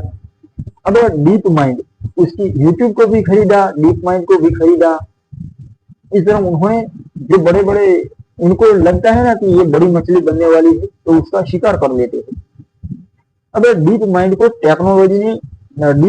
टेक्नोलॉजी थी, उस टेक्नोलॉजी ने गूगल को सर्च, ट्रांसलेशन और यहाँ तक कि यूट्यूब की वीडियो रिकमेंडेशन की जो एल्गोरिथम थे, उसको और सटीक बना दिया दोस्तों, डीप माइंड की टेक्नोलॉजी ने। लैरी ने एक बार कहा था, आर्टिफिशियल इंटेलिजेंस वो इंजन है जो गूगल को भविष्य में ले जाएगा। गूगल असिस्टेंट जो 2016 में लॉन्च हुआ, खासकर ये उसी दिशा में एक बड़ा कदम हो सकता था उनका। एक ऐसा डिजिटल सपोर्टर था जो न सिर्फ सवालों के जवाब देता था, अब इसमें ये फीचर दिया उन्होंने कि आप बोलकर भी, वो क्या कहते हैं, बोलकर भी अपना कुछ भी टाइप करवा सकते हो और लिख कर भी टाइप कर सकते हो, बटन से भी कर सकते हो, बोलकर भी कर सकते हो। ये गूगल असिस्टेंट के कारण हुआ। बल्कि यूजर्स की जरूरतों को समझना भी था गूगल असिस्टेंट का मकसद। लेकिन इन सारे साहसिक कामों के साथ जोखिम भी थे। तो गूगल ग्लास ये एक पहनने योग्य डिवाइस था, चश्मा था, लेकिन उसको प्राइवेसी की चिंताओं की वजह से आलोचना मिली। कुछ ने इसे फ्रेंडली स्पाई कहा, जासूस कहा, मित्र जासूस कहा, यहाँ तक कह डाला। अब सेल्फ ड्राइविंग कार, इस पर भी सवाल उठे कि क्या मशीनें इंसानों की तरह सड़कों पर निर्णय ले पाएंगी, ऐसे सवाल उठने लगे। इसके अलावा गूगल की बढ़ती ताकत ने नियामकों का ध्यान और आकर्षित किया। यूरोपियन यूनियन ने गूगल पर मोनोपोली और डेटा प्राइवेसी के लिए जुर्माने लगाए और अमेरिका में भी इन्वेस्टिगेशन शुरू हो गई इसको गूगल को लेकर। अब इन चुनौतियों के बीच लेरी और सर्गेई ने एक और साहसिक फैसला लिया साल 2015 में। उन्होंने गूगल को अल्फाबेट नामक एक नई होल्डिंग कंपनी के तहत पुनर्गठित किया, जो कि गूगल अल्फाबेट के तहत आता है। अब जैसे फेसबुक छोड़ो, अब अल्फाबेट ने गूगल के सर्च और अन्य प्रमुख मुख्य व्यवसायों को अलग करते हुए एक जैसे मूनशॉट प्रोजेक्ट को आजादी दी, स्वतंत्र रूप से चलने में सक्षम बनाया। तो ये एक गूगल का एक ऐसा कदम था जिसने गूगल को और फ्लेक्सिबल बना दिया ताकि ये भविष्य के लिए तैयार हो सके। रात के सन्नाटे में हमेशा की तरह गूगल प्लेक्स की छत पर लेरी और सर्गेई रात के तारों को निहार रहे थे। लेरी ने कहा, हमने कारें बनाई, गुब्बारे उड़ाए और आर्टिफिशियल इंटेलिजेंस को सिखाया, लेकिन क्या हम और बड़ा सोच सकते हैं? सर्गेई ने जवाब दिया, लेरी, हम तो हमेशा बड़ा सोचते हैं और अब समय है अंतरिक्ष को गूगल करने का। अब दोस्तों आखिरी चैप्टर 15वें चैप्टर पर बात करते हैं और आई बुक का एंड करते हैं। विश्व का परिवर्तक यानी दुनिया को बदलने वाला कौन था? गूगल। साल 2015 तक गूगल जब अल्फाबेट का हिस्सा बनकर एक ऐसी ताकत बन चुका था जिसने न सिर्फ इंटरनेट बल्कि मानव जीवन के हर पहलू को छू लिया था। गूगल प्लेक्स की रंग बिरंगी दीवारों से शुरू हुआ ये सफर अब दुनिया के हर कोने तक फैल चुका था। लेरी पेज और सर्गेई ब्रिन का सपना, जो कभी स्टैनफोर्ड के हॉस्टल में एक रिसर्च बेतरब प्रोजेक्ट के नाम से शुरू हुआ था, अब तक पूरी दुनिया का हिस्सा बन चुका था। Android, Google map, email, YouTube, artificial intelligence, इस तरह के इनोवेशन ने दुनिया को जोड़ा और अल्फाबेट की छत्र छाया में गूगल एक्स जैसे मूनशॉट प्रोजेक्ट भविष्य को आकार दे रहे थे। लेकिन गूगल की ये मेरी आई बुक सिर्फ सफलता की कहानी नहीं थी, एक ऐसी कहानी थी जिसने दुनिया को बदलने का साहस गढ़ दिखाया। गूगल प्लेक्स में जहां कर्मचारी अब भी बीन बैग पर विचार मंथन करते थे और टी गिफ उनकी मीटिंग शुक्रवार वाली, उसमें हंसी मजाक चलता था। लेरी और सर्गेई अब नई भूमिका में थे, उनका रोल अब अलग था। 2015 में अल्फाबेट की स्थापना के बाद, फाउंडेशन के बाद, लेरी पेज अल्फाबेट के सीईओ बने और सर्गेई ब्रिन इसके प्रेसिडेंट बने। अब गूगल का नेतृत्व, गूगल जो था उसका नेतृत्व हमारे भारतीय सुंदर पिचाई के हाथों में था, जिन्होंने कंपनी को नई ऊंचाई तक ले जाने का जिम्मा उठाया। लेरी ने एक बार सुंदर पिचाई से कहा, हमने दुनिया की जानकारी को व्यवस्थित कर दिया है, लेकिन अब हमें इसे और सुलभ और अधिक मानवीय बनाना है, इंसानी बनाना है। सुंदर पिचाई ने जवाब दिया, लेरी, हम अब सिर्फ जवाब नहीं देते, हम लोगों की जिंदगी को आसान बनाते थे। अब अल्फाबेट के तहत गूगल ने अपनी महत्वाकांक्षाओं को यानी एम्बिशंस को और एक्सपेंड किया, जिससे वायमो जो उनकी सेल्फ ड्राइविंग कार वो सड़कों पर उतरने लगी और प्रोजेक्ट लून जो उनका था, गुब्बारे, दुनिया के दूर दराज इलाके में इंटरनेट पहुंचाने लगे। गूगल क्लाउड, जिसने बिजनेस को डिजिटल दुनिया में बदलने में मदद की, और गूगल असिस्टेंट जो अब लोगों को घरों में स्मार्ट स्पीकर्स के जरिए उनकी जिंदगी का हिस्सा बन गया। जैसे गूगल का यूट्यूब न सिर्फ मनोरंजन, एंटरटेनमेंट, बल्कि एजुकेशन और सोशल बदलाव का भी प्लेटफॉर्म बनकर उभरा। गूगल ट्रांसलेट ने भाषा की दीवारों को हमेशा के लिए तोड़ दिया। गूगल फोटोज ने यादों को डिजिटल रूप में सहेजा। लेकिन इतने बड़े विश्व स्तरीय प्रभाव के साथ जिम्मेवारियां भी आई। गूगल अब प्राइवेसी, मोनोपोली और सामाजिक प्रभाव के सवाल को बार बार उत्तर उठ रहे थे गूगल पर। साल 2018 में यूरोपियन यूनियन ने गूगल पर $5 बिलियन का जुर्माना लगाया। भाई किस हद कोई किस चीज का? ये दावा करते हुए कि कंपनी ने एंड्रॉइड के जरिए अपने सर्च इंजन को बढ़ावा दिया था। अब कर्मचारियों ने भी कंपनी की पॉलिसी पर सवाल उठाए, खासकर गूगल के कुछ विवादास्पद प्रोजेक्ट जैसे मिलिट्री आर्टिफिशियल इंटेलिजेंस प्रोजेक्ट को लेकर। लेरी और सर्गेई ने इन आलोचनाओं को गंभीरता से लिया। उन्होंने अपने डू नो एविल, किसी का बुरा नहीं करना है, इस नीतिमत्ता को फिर से मजबूत किया और कर्मचारियों की आवाज सुनने का वादा भी किया। जिस साल इस बुक का निर्माण हुआ है 2025 तक, गूगल और अल्फाबेट एक ऐसी कंपनी बन चुकी थी जो न सिर्फ टेक्नोलॉजी बल्कि मानवता के भविष्य को आकार दे रही थी। क्वांटम कंप्यूटिंग, हेल्थ केयर में आर्टिफिशियल इंटेलिजेंस, क्लाइमेट चेंज से लड़ने वाली प्रोजेक्ट, अल्फाबेट की नई सीमाएं थी। गूगल प्लेक्स अब सिर्फ एक ऑफिस नहीं था, यह एक वैश्विक विचार का प्रतीक था। दुनिया भर में लोग गूगल को एक एक्टिविटी के रूप में इस्तेमाल करते थे। इसे गूगल करो, यानी डूइंग करने की बात आती है, यहाँ पर करने की बात आती है। तो जो करना होता है उसको एक्टिविटी कहा जाए। और ये कंपनी की सबसे बड़ी दोस्तों विक्ट्री थी, एक्टिविटी, यही विक्ट्री थी। अब दोस्तों ये आईबुक अपने अंत की ओर अग्रसर है। एक रात गूगल प्लेक्स की छत पर हमेशा की तरह लेरी और सर्गेई एक बार फिर तारों को निहार रहे थे। सर्गेई, क्या तुमने कभी सोचा था कि हमारा गैराज का वो सुसान की गैराज का सपना यहाँ तक पहुंचेगा? लेरी ने पूछा था सर्गेई से। तो सर्गेई ने मुस्कुराते हुए जवाब दिया, लेरी, मैंने तो बस ये सोचा था कि हम स्टैनफोर्ड के सर्वर को क्रैश करने से बच जाए, ये इतना बस सोचा था। लेकिन हमने दुनिया को जोड़ा और अब हम भविष्य को जोड़ रहे थे। कंपनी ने दुनिया को बदला, जरूर बेशक बदला दोस्तों, बल्कि ये दिखाया कि सपने, जुनून और थोड़ा सा पागलपन क्या कर सकता है, ये मायने रखता है। गूगल की कहानी यहाँ खत्म नहीं होती है दोस्तों, क्योंकि ये एक ऐसी कहानी है जो हर सर्च, हर क्लिक और हर नए विचार के साथ आगे ही बढ़ती रहती है। लेरी और सर्गेई का गैराज अब दुनिया की हर जेब, हर घर और हर सपने में मौजूद है। और जैसे तारे रात में चमकते हैं, वैसे ही गूगल मानवता के भविष्य को रोशन करता रहेगा। दोस्तों, गूगल के लिए एक ऐसा भी समय आया था जब सवाल था कि सर्च से पैसा कैसे कमाया जाए। लेकिन अगर एक दृढ़ संकल्प हो कि बस टिके रहना है, तो रास्ते अपने आप मिल जाते हैं। और गूगल के पास उस समय पैसे कैसे कमाए, यही बड़ा सवाल था। आज गूगल दुनिया का एक सरकार बन चुकी है। तो ये थी दोस्तों आईबुक, और रास्ते अपने आप मिल जाते हैं। इतना तो कम से कम सीख कर जाना। दिल की गहराइयों के साथ आपका बहुत बहुत धन्यवाद दोस्तों।